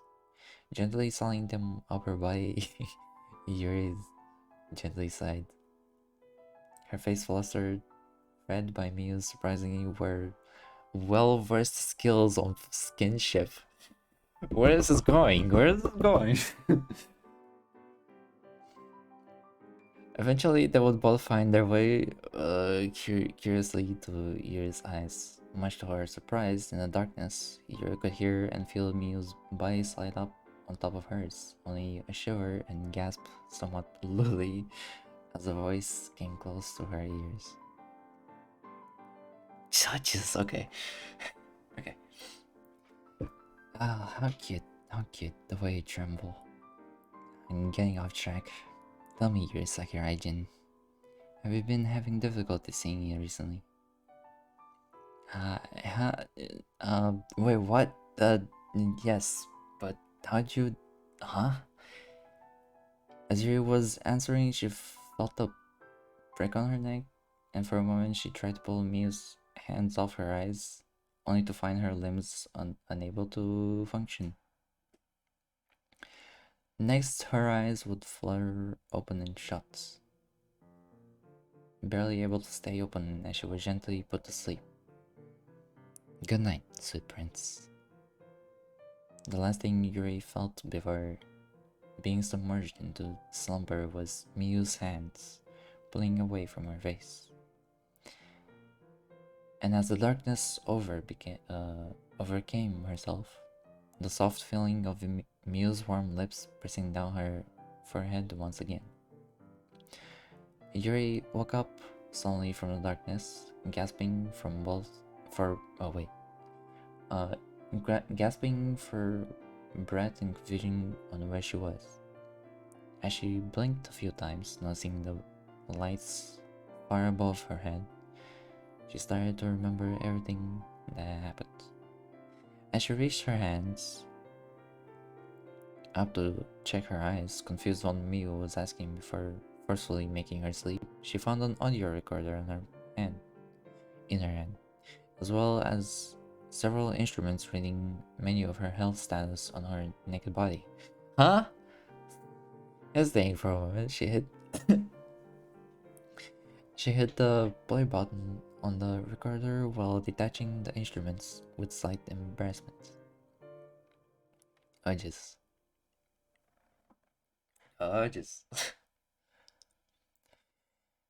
Good morning, sweet prince. Last night was amazing, I would say that, but unfortunately I hardly had any time to spare.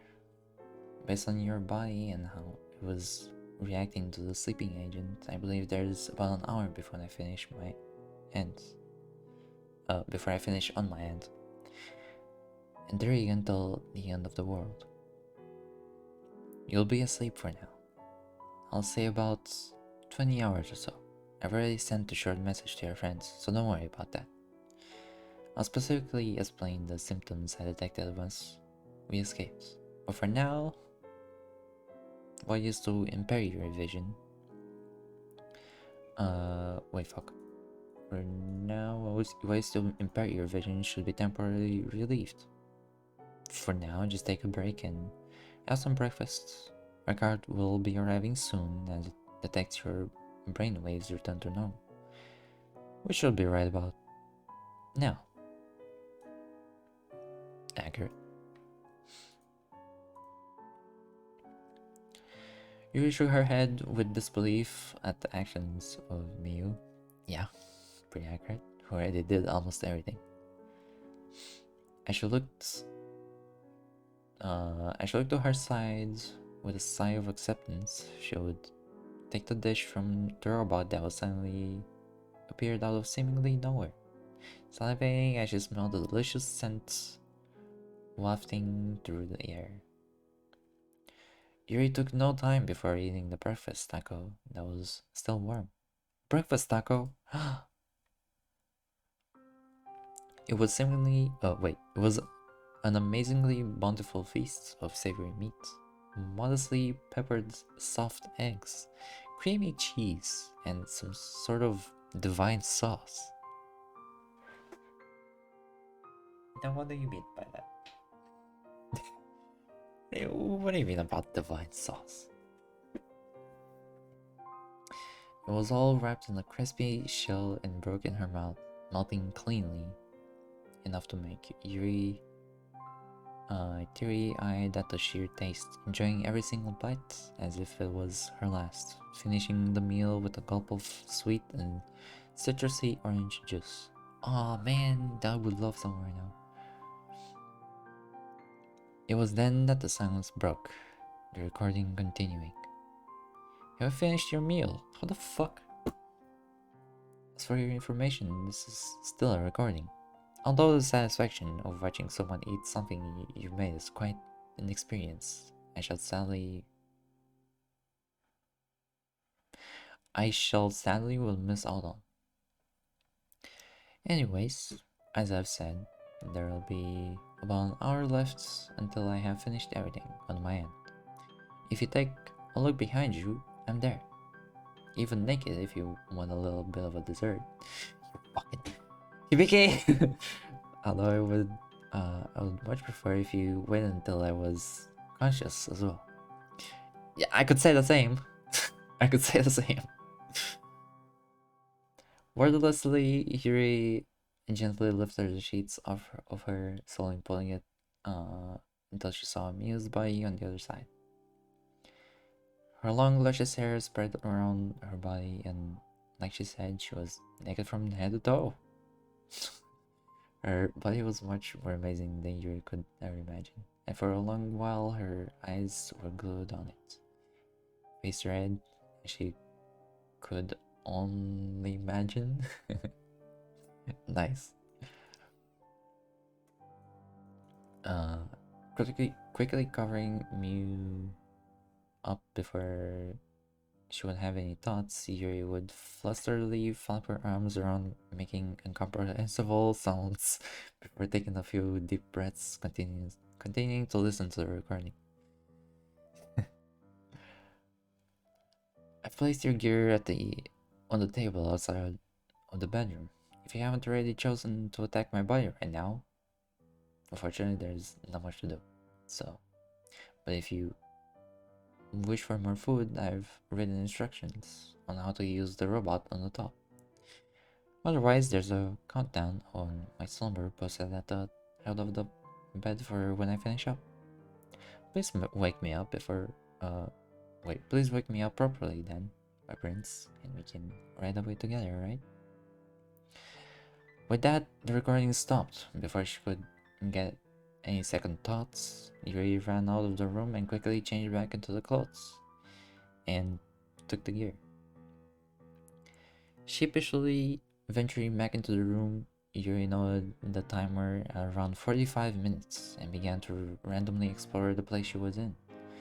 After a while searching, she was able to find and map the entire area. Besides the bedroom was a restroom, which she used to relieve and clean herself. Outside the bedroom were a gear she snatched from. was a living room next to a kitchen where the robot that served her sat motionless, deactivated. Beyond those two was a single door, which led back to the massive cubed room she had found me in before she was forced to sleep. I'm getting giggles. Hold on, let me rest a bit. Let me rest a bit.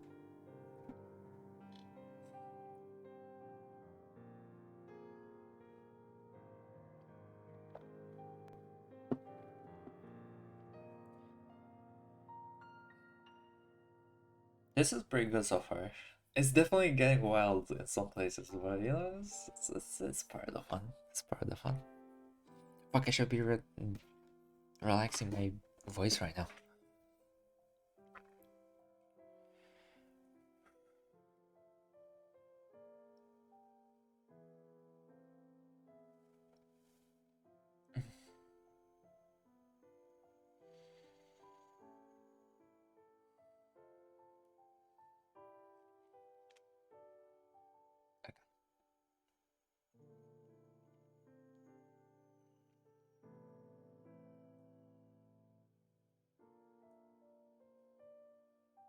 With much time to waste? You mean with not much time to waste? Because it's 45 minutes? I don't know. Maybe, I don't know. With much time to waste, Yuri walked around the vast expanse, finding more doors along the side, revealing at least 5 more living quarters, a meeting room, recording room, and several more filled with gear and furniture. Walking along the capsules, careful not to disturb any, Yuri was amazed by the level of detail on each AI. Each one was as lifelike as me, boasting near perfect figures to the point that you had to ask yourself if they were actually bodies of flesh and blood. However, her actions, her oh, however her questions would be answered as she kept on walking. The state of their bodies seemingly sorted by level of damage, as injuries and amount of destruction ranged from what looked like normal flesh wounds, all the way to those who had nothing but a thin metallic frame. Unsure what to think or feel, Yurosaki slowly walked back to the bedroom where Miyu laid, looking up to the head of the bed where the timer now read 10 minutes. Nervous for Miyu's own awakening, she averted her eyes from the still stimulating sight of Miyu's curves perfectly shown from beneath the sheets, and she walked back out to the kitchen, deciding to grab one more quick drink and snack. I have no idea where this is gonna go. uh, by the time Yuri had her fill of sweet, chewy, gelatinous powdered orbs with finished with hot tea, there was a little over 2 minutes left, to which she quickly double-checked her appearance, coming out to wait the last few seconds. Yuri waited for Miyu's eyes to open. After a few seconds after the end of the countdown, however, nothing changed. Worried, Yuri began to shake Miyu's body gently, but to no avail. Concerned about what the fuck is happening? What is flashing? Is that just for me? I don't know. That's so fucking weird. What was I saying? Fuck. Where you going to shake my body? Concerned about what was happening, Misha would shake Miu harder. A sense of anxiety grew inside of her more and more. Listening to Miu's soft breaths, Yuri instinctively reached her hand down to hold Miu's warm fingers, hoping that anything would wake up the sleeping beauty. A sleeping beauty. It suddenly hit Yuri what of what Miu's selfish final words in her recording were. She felt her heart skip a beat as she lowered her lips, pointing a bit, but still slowly approaching Miu's face. Fuck it! God damn it! I knew it! I knew it!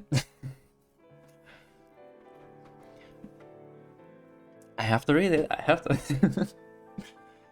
Softly, gently, her hand brushed strands of Miu's hair away, slowly cupping it at Miu's soft, supple cheeks as she took one final push forward, closing her eyes and laying her lips slightly back on Miu's. Hippie. At that very moment, Yuri felt Miu's body stir as she pulled away, quickly as to not be tempted anymore than she had already by the surprisingly seductive AI. As Miu got up, her naked body began to materialize clothes on top. Oh, that's sick! Did I always wished I could do that. And with a smile on her face, her eyes opened back up, looking into Yuri's own eyes that was avoiding looking at Miu's stimulating figure. Good morning, sweet prince. You're quite gallant with your guess. Good mo- Wait, were you awake the entire time? I was. For a bit anyways. Anyways, so what now? You said the world was collapsing? What was that all about? Miu nodded and wiped her hand across the empty air. A menu appearing from nowhere as Yuri quickly noticed the video being shown as 6. The long metallic ring which stabilized the planet was shattered, some parts drifting to space, but the majority crashed back onto the planet. The storm seemed to ebb and flex. I don't know what ebb means. As seen from the video, boisterous but seemingly smaller than usual. I've activated the self-destruct sequence for this world. Energy spikes from the destroyed planets will draw the swarm far away from here, specifically deep underground. Estimations of perhaps 90% energy will escape safely before the swarm consumes it and grows more. However, after that, there's no telling what will happen. After all, this planet will most likely crack and implode from the swarm burrowing that deep into the planet. Therefore, the best case scenario is to get out of here, right now. Yuri felt a shiver down her spine. She thought she could get away with quickly excavating Miu, but suddenly she was responsible for the damnation of an entire world, most logically by her own hands. Opening and closing her mouth in confusion and worry, she would only follow wordlessly as Miu took her hand and began to pull her towards the entrance where she came out from. You said that you'll take full responsibility, right? Yuri clutched her hands into her face, groaning as she couldn't deny it, wondering if it was the right decision after all. However, everything had already been done. Taking out her containment suit, she quickly donned, reaching into the internal storage compartment to offer a spare for Mia, who took it with a grin on her face. Without Yuri's help, she managed to slip it on correctly, and the two entered the lift. Bro, imagine if my ship was made from this planet or some shit. Jesus. Because I don't even know myself yet, you know? I have to develop that story. Because that ship is like an alien tech. My ship is an alien tech prototype, fucking, I don't know, all-purpose, surprisingly fast for its size. It has some strange tech in there. It could be from this. But we'll see. As they entered back into the world above, it was already a mess. Even from far away, the storm of the swarm flashed bolts of green-hued energy everywhere. It could sporadically. Green lightning, you say? Okay, this is nothing. This is fine. This is fine. It's totally fine. It's just green lightning. I'm not pissed. I'm not pressed. Just green lightning. It's fine. Ow! This is all green lightning's fault. Anyways, the snowy wasteland seemed to have grown overnight, all the way up to the point of blocking the door, and Yuri quickly rerouted the HUD multiple times before sighing. Holding her hands forward at the metallic entrance and telling me to get clear. I'm hiccuping. 1 second.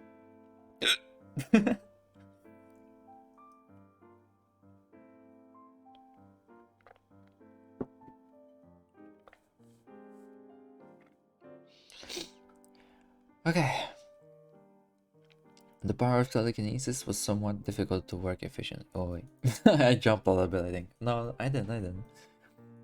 Oh no, yeah, I'm trying to move the door. Okay. The power of telekinesis was somewhat difficult to work efficiently. It took immense strain to use, especially from prolonged use. Even recently, she had been banned by her crew from using it. even the practice as her vision worsened for some reason, seemingly from overuse. Still, Yuri trusted Miu had done something while she raced it to help her, concentrating on bending the doors to her will and shuffling the mass of snow upwards. And as she had assumed, having no side effects wait, what? No side effects, much to her relief. Okay. Luckily, there wasn't a need to use her powers afterwards to travel. The snow at the top was frozen solid due to the destruction of the ring, and subsequently, the planet. As the two walked through what was now a frozen tundra, Yuri finally arrived at the shuttle. The craft nearly completely covered with ice. As she pushed her hand forward, taking a few deep breaths to prepare herself, she felt Mew hold her back, reassuring Yuri that she could do it with a nod. Pushing hard on the limits of her ability, Yuri started to slowly shift the heavy shuttle from side to side. Am I a fucking Jedi? Carefully, she wedged the craft from its placements, pulling it out. After a long while, she managed to pull it out without any problems. Breathing hard as she felt her body grow weak from the prolonged and intense use of her abilities. See, I would have with telekinesis for me, because it's not natural, it would definitely be more exhausting. But since my lightning powers are natural, they should be. Sorry, this is like for like future reference, or like as a side note. My lightning powers shouldn't take too much energy from me. So it's good that she mentioned that it's exhausting me pretty hard with the telekinesis. This is the thing I learned. Very good read. As she nearly collapsed, Mew would support her back, tugging her free hand under Yuri's knees and carrying her into the shell. Nice. Although it was slightly embarrassing to be held by Miu. Yeah, Yurisaki didn't mind too much, the two making their way to the shell and activating the launch sequence. Holding back to reserve energy as Miu instructed, until the last moment, lifting off before the swarm would take any heed of them. As they approached the wreckage of the ring surrounding 6, the radio left on the desk would crank out to life, a hail from the eye, staring at Miyu, who hung her legs off the side of the nearby desk. Yuri would sigh and smile, clicking onto the bottom to respond to the hail. Here you guys, loud and clear. I got a bit of a story for all of you. The end. And then we got back to the ship. That was a good read so far. There's still more. Just like about the characters and like notes. That was awesome. That was a really cool like planet story. I wonder. Wait, so I think I gotta read back a little bit to like refresh myself, but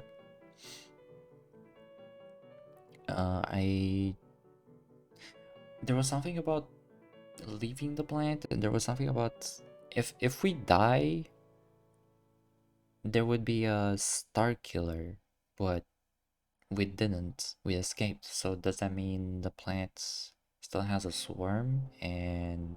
Or was I think they would be deactivated? I'm not sure. I think it would be deactivated, right?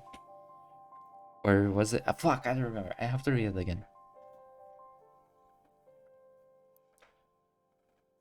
I have no COVID, but I have a virus, so it turns out I am sick. Oh, alright. Well, you should get some rest. You should get some nice rest and chill. Anyway, there is more to read. We did get back to the ship safely with Miyu. I almost called her Mia. Okay, asshole.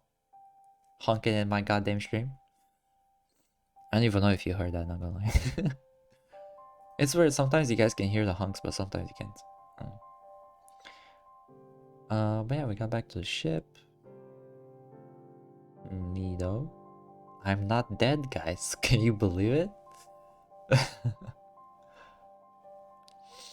Notes. Miu and Aya are made-up characters and could be subject to change. However, here's their breakdowns and lore. Okay. I'm kinda down to make this canon. I'm pretty down to make this canon. Like an official thing. Because it sounds very good. This was a really good story, not gonna lie. I approve of this. Let's see. Aya. Aya's a slime girl picked up early in Yuri's travels and has been much of an aid. Her name literally comes from Yurisaki's ship and finds herself pretty much the heart of the ship. Oh yeah. She is typically timid but can be serious, especially when it comes to Yuri. Because of her abilities to manipulate her body, she is an essential component of the Aya and handles multiple gears of the ship throughout Yuri's journey. After a long time together, the relationship is kind of romantic and is somewhat accepted throughout the rest of the crewmates. Although Yuri herself does offer intimate encouragement to any of the crewmates. However, I will usually be number one. Okay, what? Okay, I don't know. We'll see. We'll see about that part. We'll see about that part. God damn it, Hibby. I was not utilized much in this story, but although a side character is a source of Yuri's love for her crew and ship. After all, the captain going on the trip herself is not really heard of, but Yuri will do it for the livelihood and prosperity of the people she loves and trusts. That's true. That's true. One second. Miu. Miu is the newest addition to the crew. In actuality, she holds multiple personalities, but ultimately acts as 001. Technically, her name is an acronym of MIU, Multiple Intelligence Unit. She is essentially an overseer of 6 and the lone occupant left to safeguard all data left on the planet. She remains on the Aya and comfortably takes care of core systems on her own. allowing more of the crew to relax and enjoy a more peaceful spacefaring adventure. Nice. So she's technically my server handler, in a sense, in the ship. Mia's personality seems to be a mix of selective but caring. Her body is entirely stimulating for a Yuri who has had extensive time with Aya. Mia's abilities consist of her use in technology. However, she seems to focus mainly on nanotechnology, which is how she uses some pseudo-psychic abilities despite being an AI. Whoa. Yeah. Shit. Oh yeah, I think the eyes must have been higher, right? Prior to leaving the bunker, she drew lots of the technology from the other AIs into her own body, making her a treasure trove of abilities, innovation, and potentials. So not only I have a fucking immense bounty on my head, but now I have valuable things on my in my ship. Cool. Alright, how many more fucking pirates and bounty hunters can I attract, huh? Muse After Story and Lucy Prime 6 lore. Quite a bit. Yeah, sure, let's read it. We'll read the whole thing. There's a lot of things that I found me unable to say directly to you during the lore. However, this is what Hibiki is saying, by the way. It's not like a narrative. However, there are key components to her own lore that were left unsaid. First off, AI on Lucy Prime, or Iolcy Prime 6, were more or less a pet project early on by multiple scientists. And they started creating tension after their discovery as an AI. As AI were already more or less banned throughout the galaxy. However, in time their autonomy was accepted. Most lived in the town Hirosaki goes to, explaining the simple buildings meant for personal AI living. The majority were okay with living simple lives, but some went out to help with all different parts of research, development, and other things. Eventually, with the help of AI scientists, were able to complete very impressive patents, and other sorts of advancements. To protect those patents, what the fuck's a patent? Patents.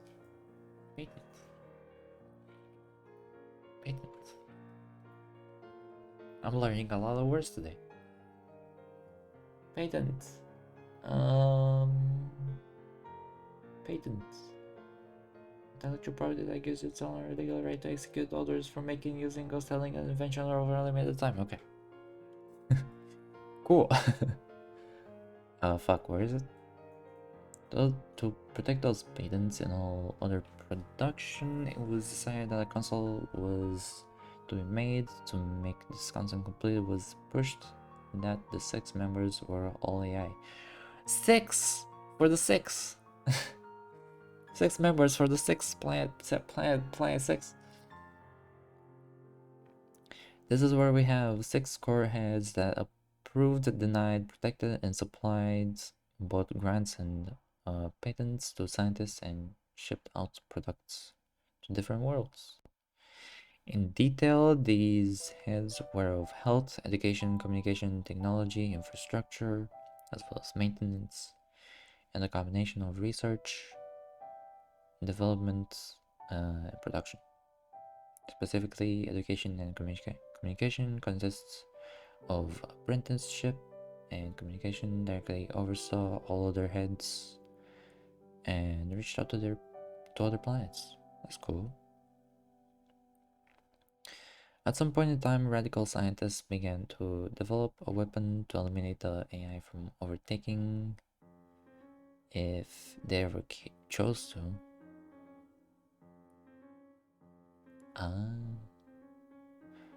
This became what is known as a swarm, a machine utilizing nanotechnology in order to infect and disable AI systems, leaving them to be stripped and deactivated. Since the project was on a less utilized ring, it was mostly overlooked, and the heads did not think of it as a thing. I wonder what the ring would look like. I wonder if it would be like a like a like a planet ring, you know, like an asteroid ring, or like as a halo ring, because those are different. Like they would be in like a different angle in a sense. It's probably like a planet ring, right? Like an asteroid ring. And there's like a shit ton of ways planet's ring can look like, so you know. I guess we'll see about that. But fuck, I mean, shit, we have a planet now. I would love to potentially see more about that. At some point of time, tensions were high, or maybe what happened was a breach in the swarm's containment. Regardless, the release of the swarm, either by purpose or by accident, happened to go off in multiple areas. One such instance being a major nuclear plant and also missiles of both nuclear and regular sorts. This set off a chain of reactions which included the swarm growing larger, destroying more and more and quickly overwhelming major power, irradiating most of the world into a toxic waste. By the time the council understood what was happening, it was too late to stop anything. The ring's life support system were destroyed, and anyone hoping to harbor safely there died shortly afterwards. During some point, the swarm's programming seemingly mutated or began to get corrupted itself. Although it still targeted and extracted energy, it began to also target biological beings as well, including leftover humans, which led to many expeditions later ending in failure.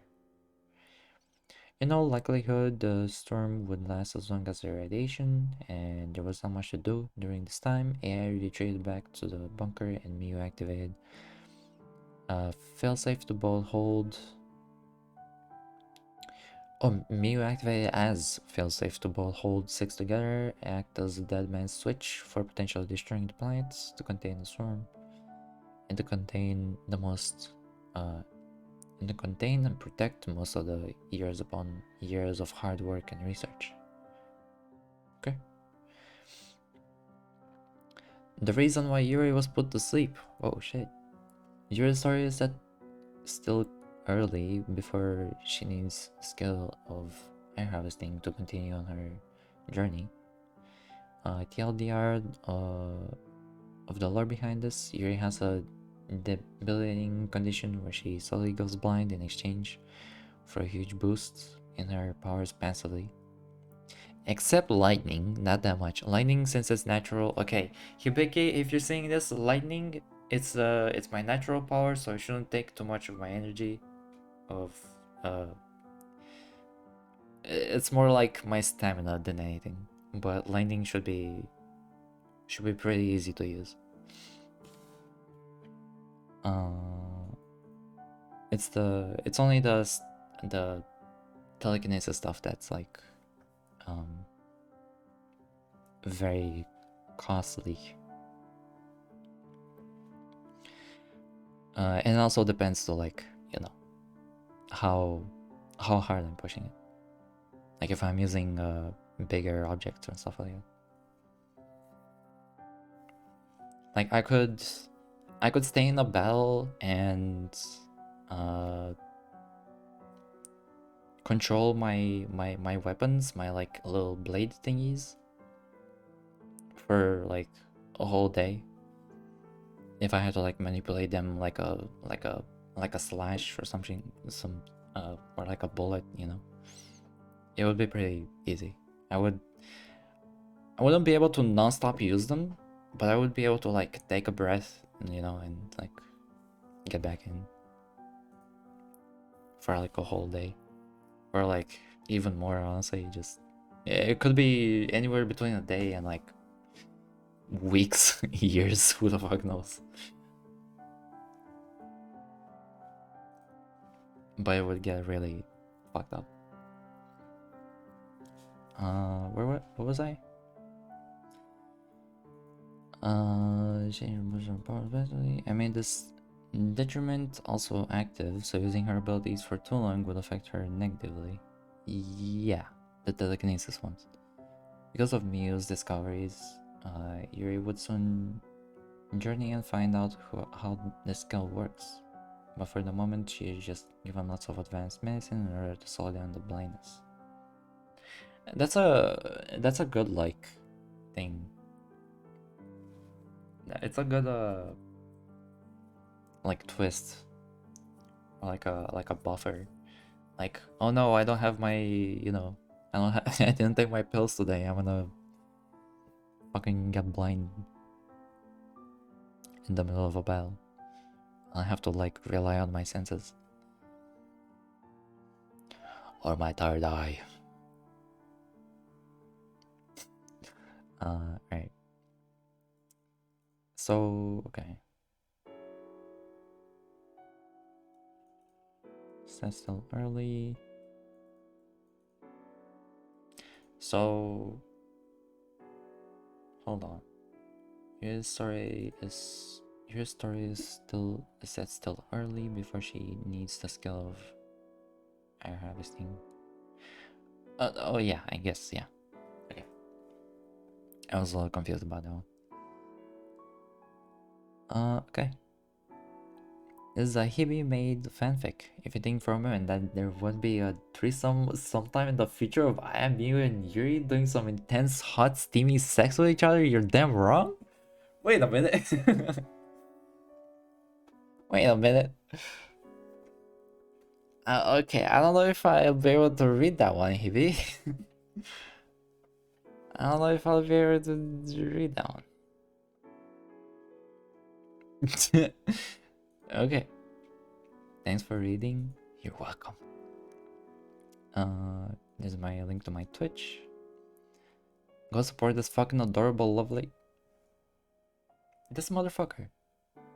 This motherfucker. Thinks they can get away with giving me love and not getting it back. This motherfucker. I'll fucking show you. I'll fucking show you.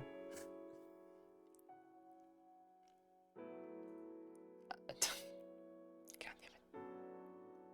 Well, that was a good read. I made this all in a hurry, so there's probably a lot of things gone wrong. I know. There's some phrases where I was a little confused how to read them. I don't know if it's like punctuation or something.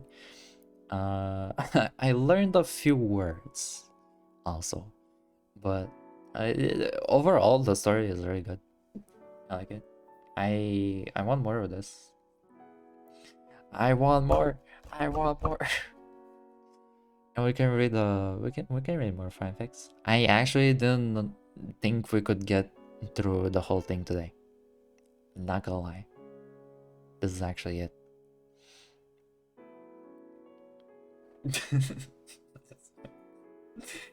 Bro.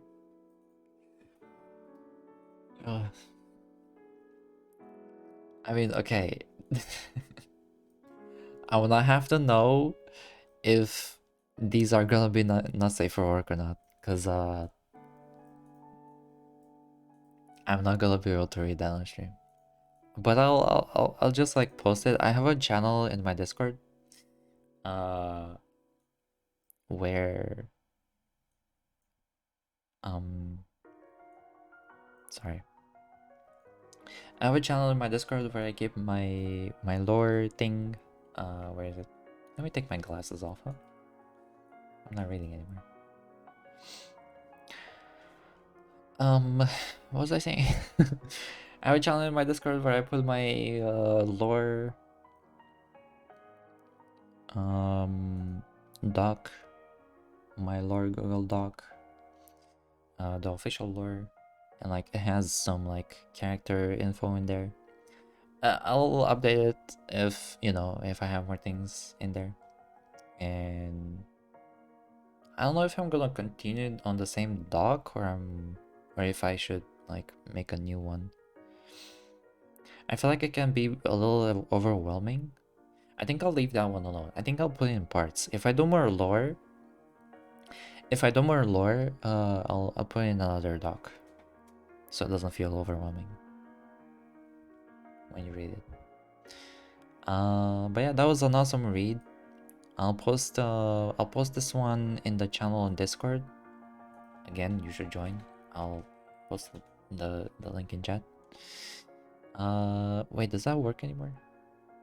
That should work, right? That should still work, right? That should still work. Yeah. Cool. Yeah, join my Discord. We're chilling. I'm trying to keep people in one fucking place, you know? I try I'm trying to keep these motherfuckers calm. But they're sometimes a little wild, so sorry about that. I'm trying my best, and I have no mods. So you know. The passengers can get a little crazy sometimes. So let me know if they're doing anything weird. I'll take care of them. I can't fucking talk anymore. But yeah, that was a really good story. Thank you, Hibiki. I don't know if they stream or anything, so I can't really link them like a chat. I can tag them in Discord. I'll tag them in the Discord server to give like proper credits, I suppose. Credits to the writer, you know.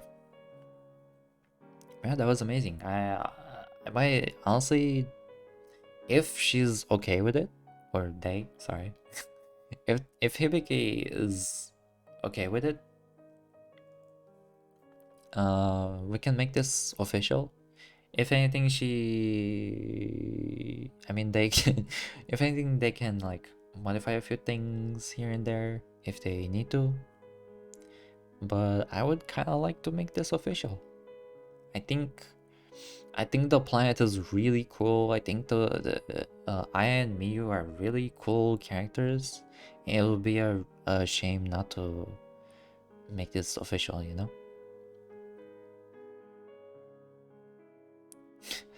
I I was kind of thinking about the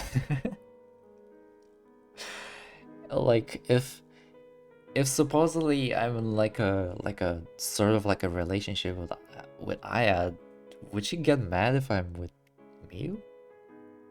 I mean, I don't know. Or will she join me? Or would Miyu join? Who knows? Only only Hibi can decide on that one. There's a passenger called Battery Charger Andy who has been reading fanfic on Twitch for the last 2 hours. Hey, I've been stalling for one of those hours, okay? Get it right. Oh, dude, I've been smiling so much that my fucking mouth hurts.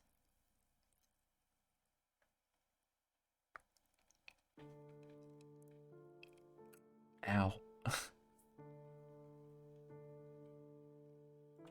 I hope you didn't hear that. I made like a really sus sound with my mouth. I swear it was my mouth. Alright. I mean, okay. I think we're done. It is pretty much about that time. So tomorrow I will be free. Free as in away from stream. Because it's my day off. It's my healthy day off. But Wednesday, we're dedicating a whole stream to that fucking dancer boss, and we're gonna beat her. Okay? We're gonna beat her. We're gonna show her who's boss.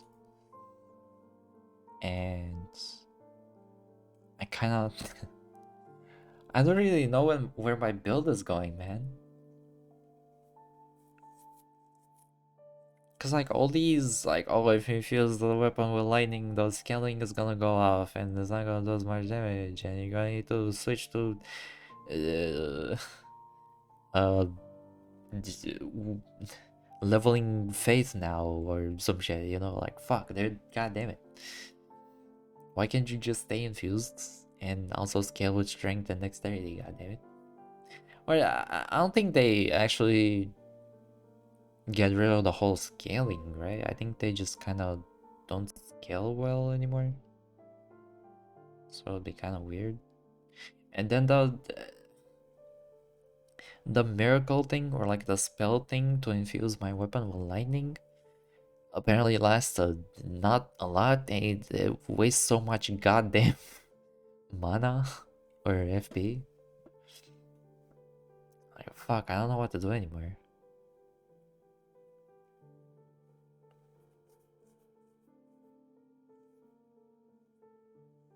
You know, the boss has a hint in the name. What? Dancer? Listen, I'm too busy trying to dodge bullshit, okay? I'm too busy trying to dodge a goddamn shitty grabbing mechanic, okay? You know, other than the grabbing mechanic, I'm actually having fun with the boss. I think it's a... What is that? Why does it do that? I hate that. What the fuck is flashing?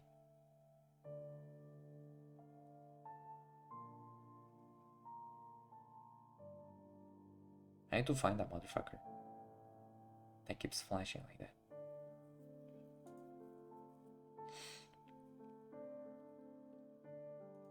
I don't know what it is. Oh, is that the... Wait. The fuck? Oh. I don't know what's doing that. I saw it on the Dark Souls stream too. I don't know what's happening. The little weird flash. I don't even know if you guys see it. I was about to say this game is fucking weird. I was I meant to say this OBS is fucking weird. I'm doing some weird things. Hi Zumi. We're at a whole fanfic. But afraid to be not. I'm posting the fanfic in my Discord and I'm also gonna have the VOD up, so it's gonna be fine. I don't know if I should upload this to YouTube. We're kind of dragged along. I could update. I mean upload it. I think I will. How's it going? It's going fine. I'm nearing the time of ending. The simulation is dying.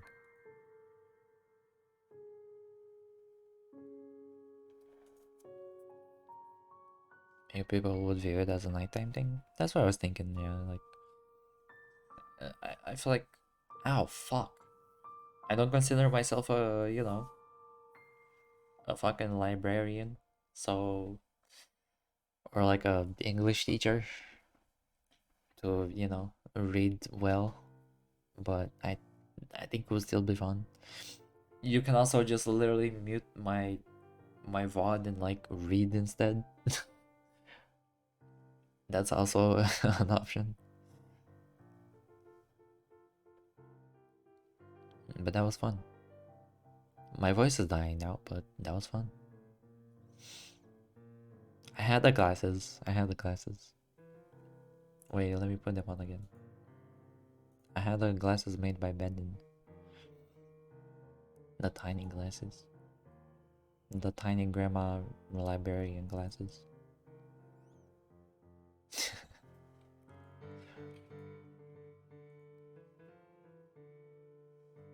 How was the story? The story was really good. It involved a really interesting planet that was like an irradiated planet, and then like I met a new. Okay, I mean I'm not gonna say it again, but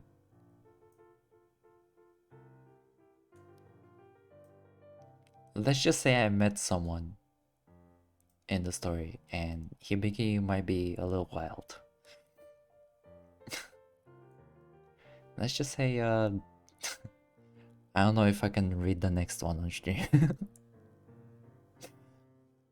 Let's just say some of them, some of the fan fictions I might not be able to to stream, but I will be posting them. I will definitely be posting them.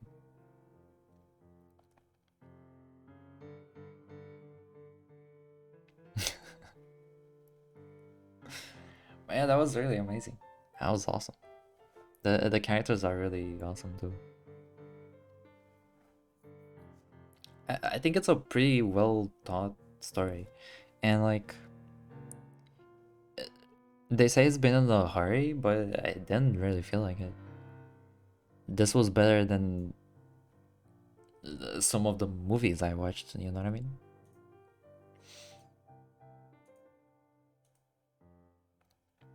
How does it feel to have a steamy fanfic? It's not that steamy. It's been a few moments. With pretty. Let's just say things could get a little hot, but it didn't.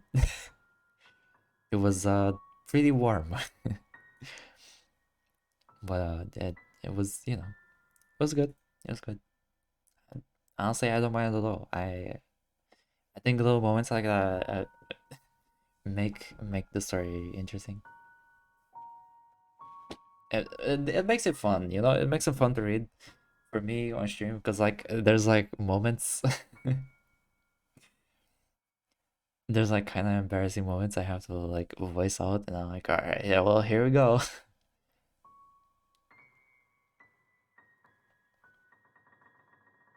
Yeah, this weekend has gone really fast. Not gonna lie, I was really just not prepared for this. Hydrate. Okay. Ah, fuck.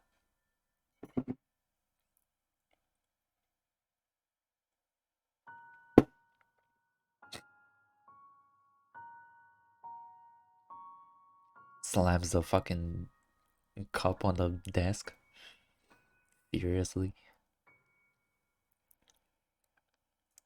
Yeah, the weekend has passed way too fucking quick.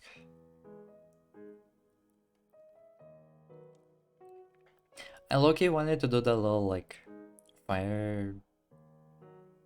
fireplace uh kind of stream kind of background, but I think it would have set the story too relaxed. I think it would have set it too. There's some intense parts in there. All kinds of intense parts, not just mm, not just that kind of intense, but more kinds of. Um, and I think the fireplace would be a little too relaxed. Like, oh yeah, I'm reading a battle scene. Uh, that's not really comfy.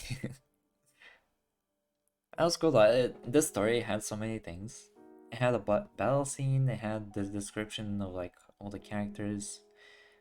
Even like a little bit of a backstory, some things about me. Uh, really cool ideas. It had like a time limit thing in a sense. It had some pressure in the back there. It had some like fight scenes. It had romantic scenes. Uh, It was cool. I really liked it. I need more. I want more. God, this was 24 pages. I think that's all I would have time for in a stream. Now we know. Now we know. Now we know how much 24 pages would take. Like 25.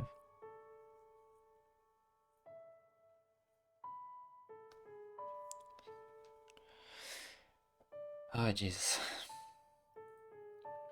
I gotta say my voice doesn't seem as fucked up as I thought it would. Do I talk this much in a stream? Do I just do that in a stream anyway? Jesus. I never shut the fuck up, huh?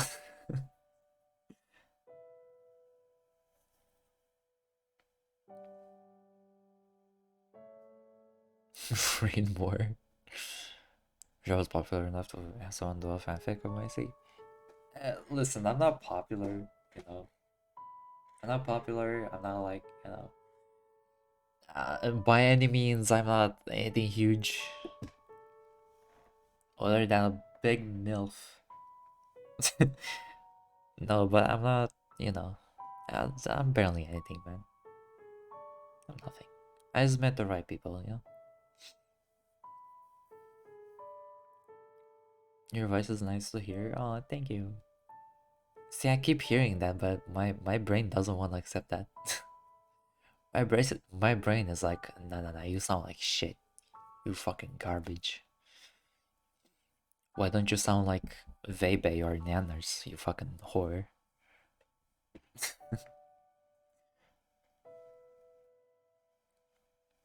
Maybe people will like you more, whore. That's how my brain fucking goes, man. But yeah, I mean, see, I was thinking about like, cause since I'm like a weird gender, I was thinking about like doing like a different voice, like try to change my voice or something. Well, one, I can't really do it because I'm with people and I'm a family, and they'll be like, "What the fuck? Why is your voice only a fucking, you know?" Because I don't really know, but it would be really awkward. And also, people like, apparently, people like my voice, and I, I don't think I want to change it because people like it. And I mean, I don't know. I don't think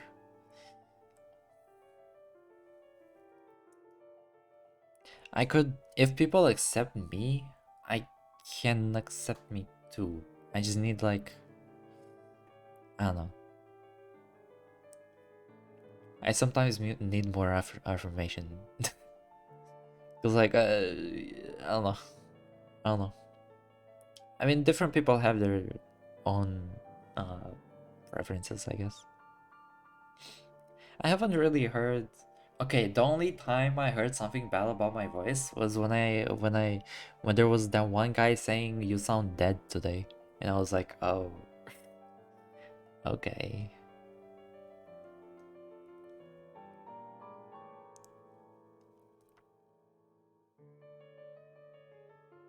The thought of Yuri reading RDR to learn their cowboy accent. What are you talking about, brother?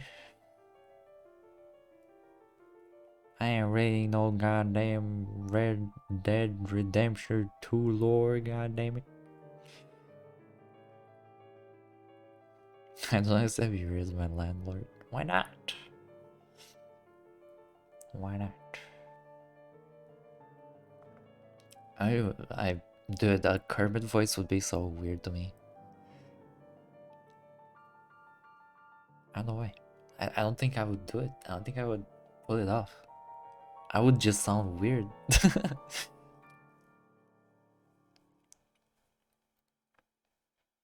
I don't know, man. I've always been self-conscious about my voice.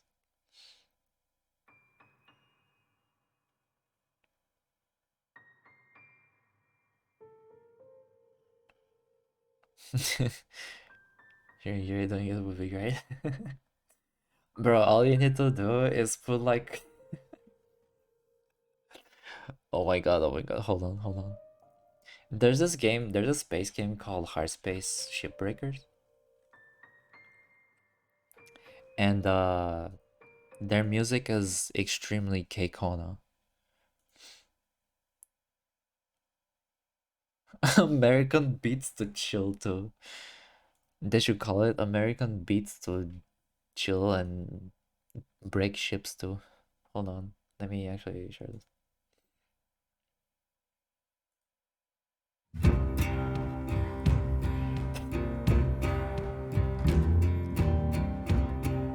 You see what I'm talking about? All you need to do is put this kind of music. It'll make me talk like this, brother. Hey, get that thruster off, goddammit. Cut that bitching off. Why is there fire in here? Shoot it, goddammit. Get it out of my country. Shoot that fire off. God damn it, Bobby.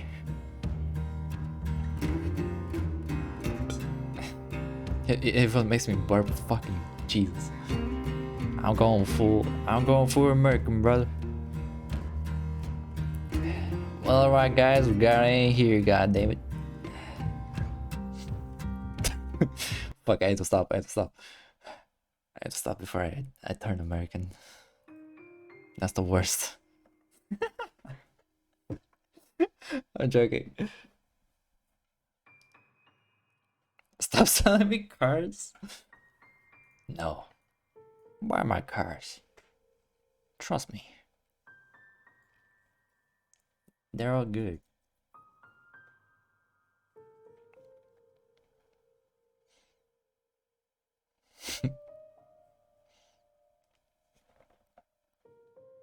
Oh man. And I like southern accents. I think they're cool. Oh, there's okay.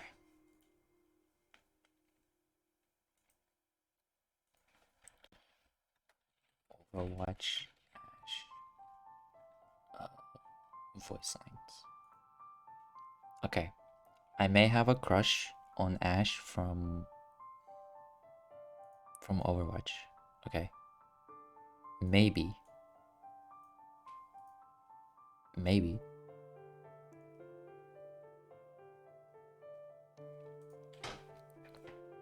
Ash here. Cutting to the chase.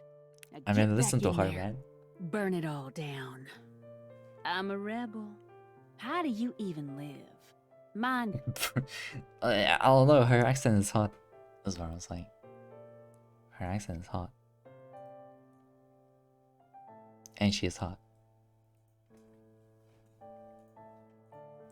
I wanna Google this while the screen is off, because Overwatch Ash.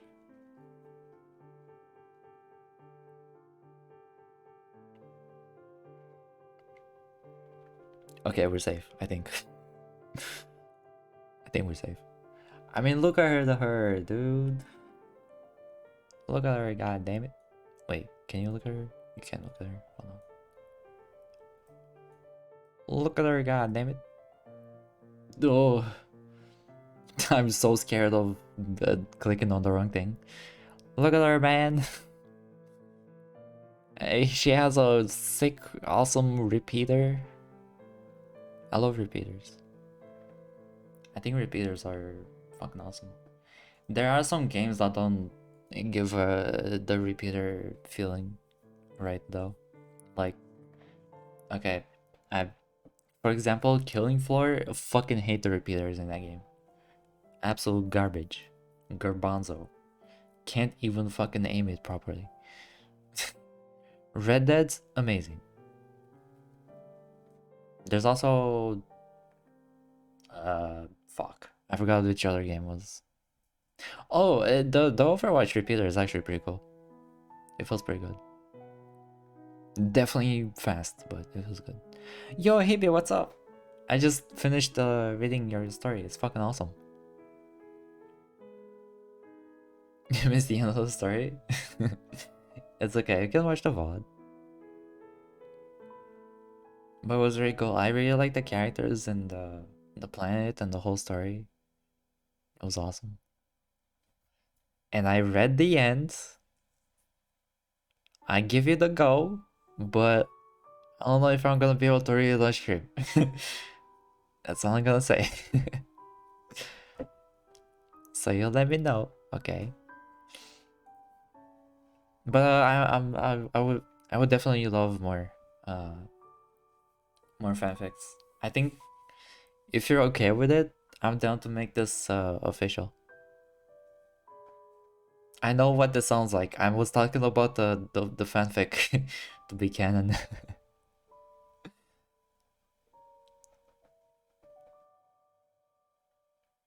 I would definitely be down. But yeah, that's Hibby, guys. That's Hibby in chat, the one that made the fanfic.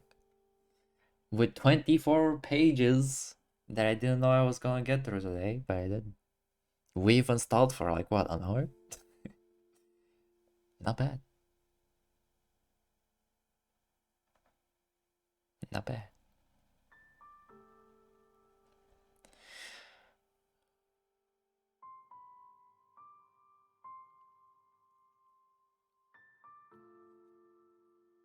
Was in class, that's alright.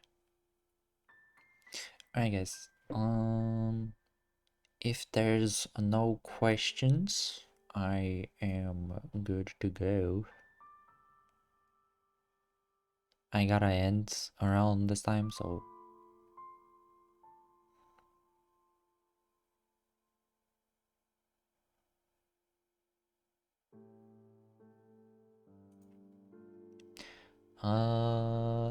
wait, do you guys have anyone to raid?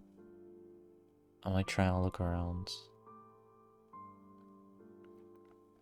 There is Hime, but we've been raiding him a lot. I wanna like change it up a little bit, you know? Kinda like what I do with Aya and Miu. What? What were we talking about?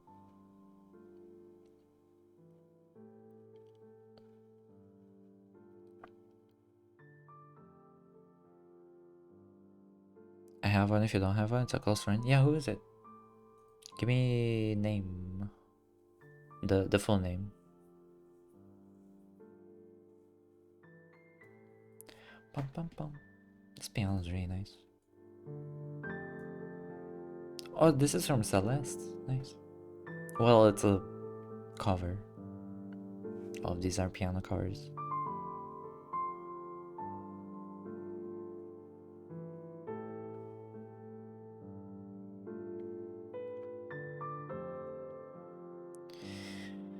Oh man. I definitely gotta give my voice a rest. I'm glad tomorrow is a free day. I think I definitely... At least in the usual streams, I take more breaks. I did have to take a few breaks while reading, but it wasn't nearly as separated as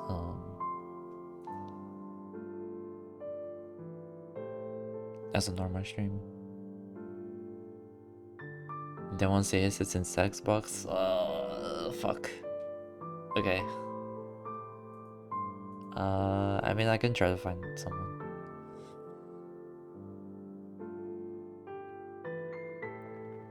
Also, do you guys think when I'm reading fanfics, should I put it in just chatting or special events? I I did special events category when I was doing the lore stream, because I think, I mean, I took, I took time to do a bunch of things for the lore stream to make it a little immersive. But I think this one was kind of more casual, so probably just chatting, right?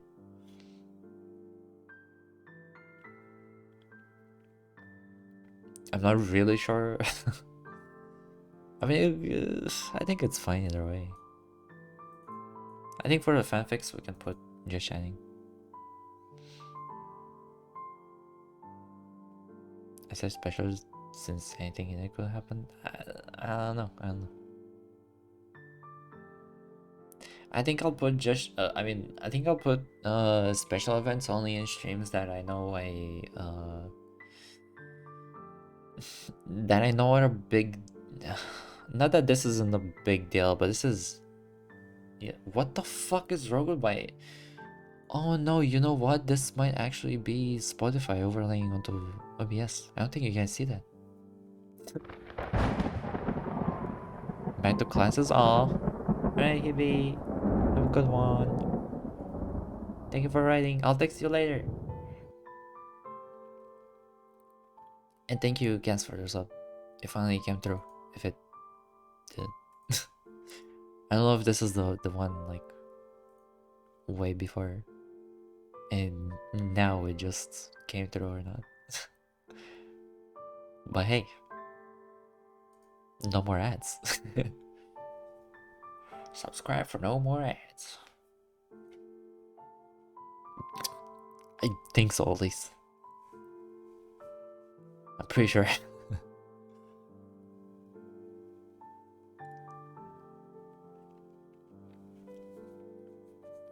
um.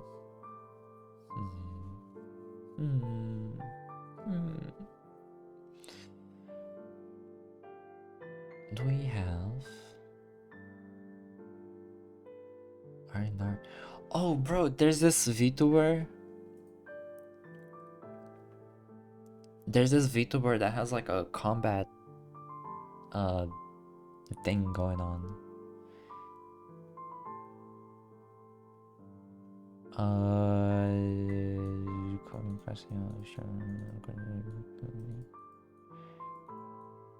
Military history, warships, technology, music.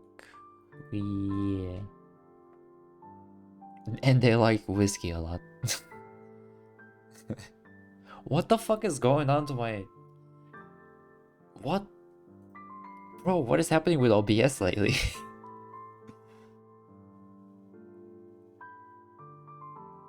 What the fuck? You're seeing that, right? Or am I... Is that only me seeing? I don't know. That becomes even weirder now. That's even weirder now. That's even more chaotic. Alright, fuck it. We can rate them. They're called Whiskey Project. We never rated them. And they're actually fairly popular. You don't see it on your screen? Okay. Then it must be a skill issue for my PC. Alright guys, this is gonna be kinda embarrassing because I'm gonna raid with like less than 10 people. But I just like them because they have like a cool combat thing going on. And my battle maid also has like a combat thing. And like the costume, and then like I mean I'm overall like a battle thing. Yeah, you get it. It's just right. Fuck it. Fuck it with ball. Alright guys, thank you so much for watching. Thank you so much for listening to me reading a goddamn fanfic. Who would have thought? I would love to read more fanfics. Thank you Hibby again for writing it. Who knows? Who knows when it's gonna be the next one? It could be literally this next month. Wait, are we already? No, we're not. It could literally be the next month. I mean shit, I would like to. But yeah, that was amazing. Really good story. Thank you so much. And thank you guys so much for the support. I very much appreciate it. Join my Discord if you haven't already. I plugged that in like 50 times today, but I usually don't anyway, so you know, check my socials. All the links in chat, YouTube, Twitter, Instagram. Instagram is for like a pic storage, to be honest. I sometimes take pics of myself and post them there. So you know, if you miss any on Twitter, you'll see them on Instagram. But yeah, follow me on stuff. I'll probably upload this to YouTube.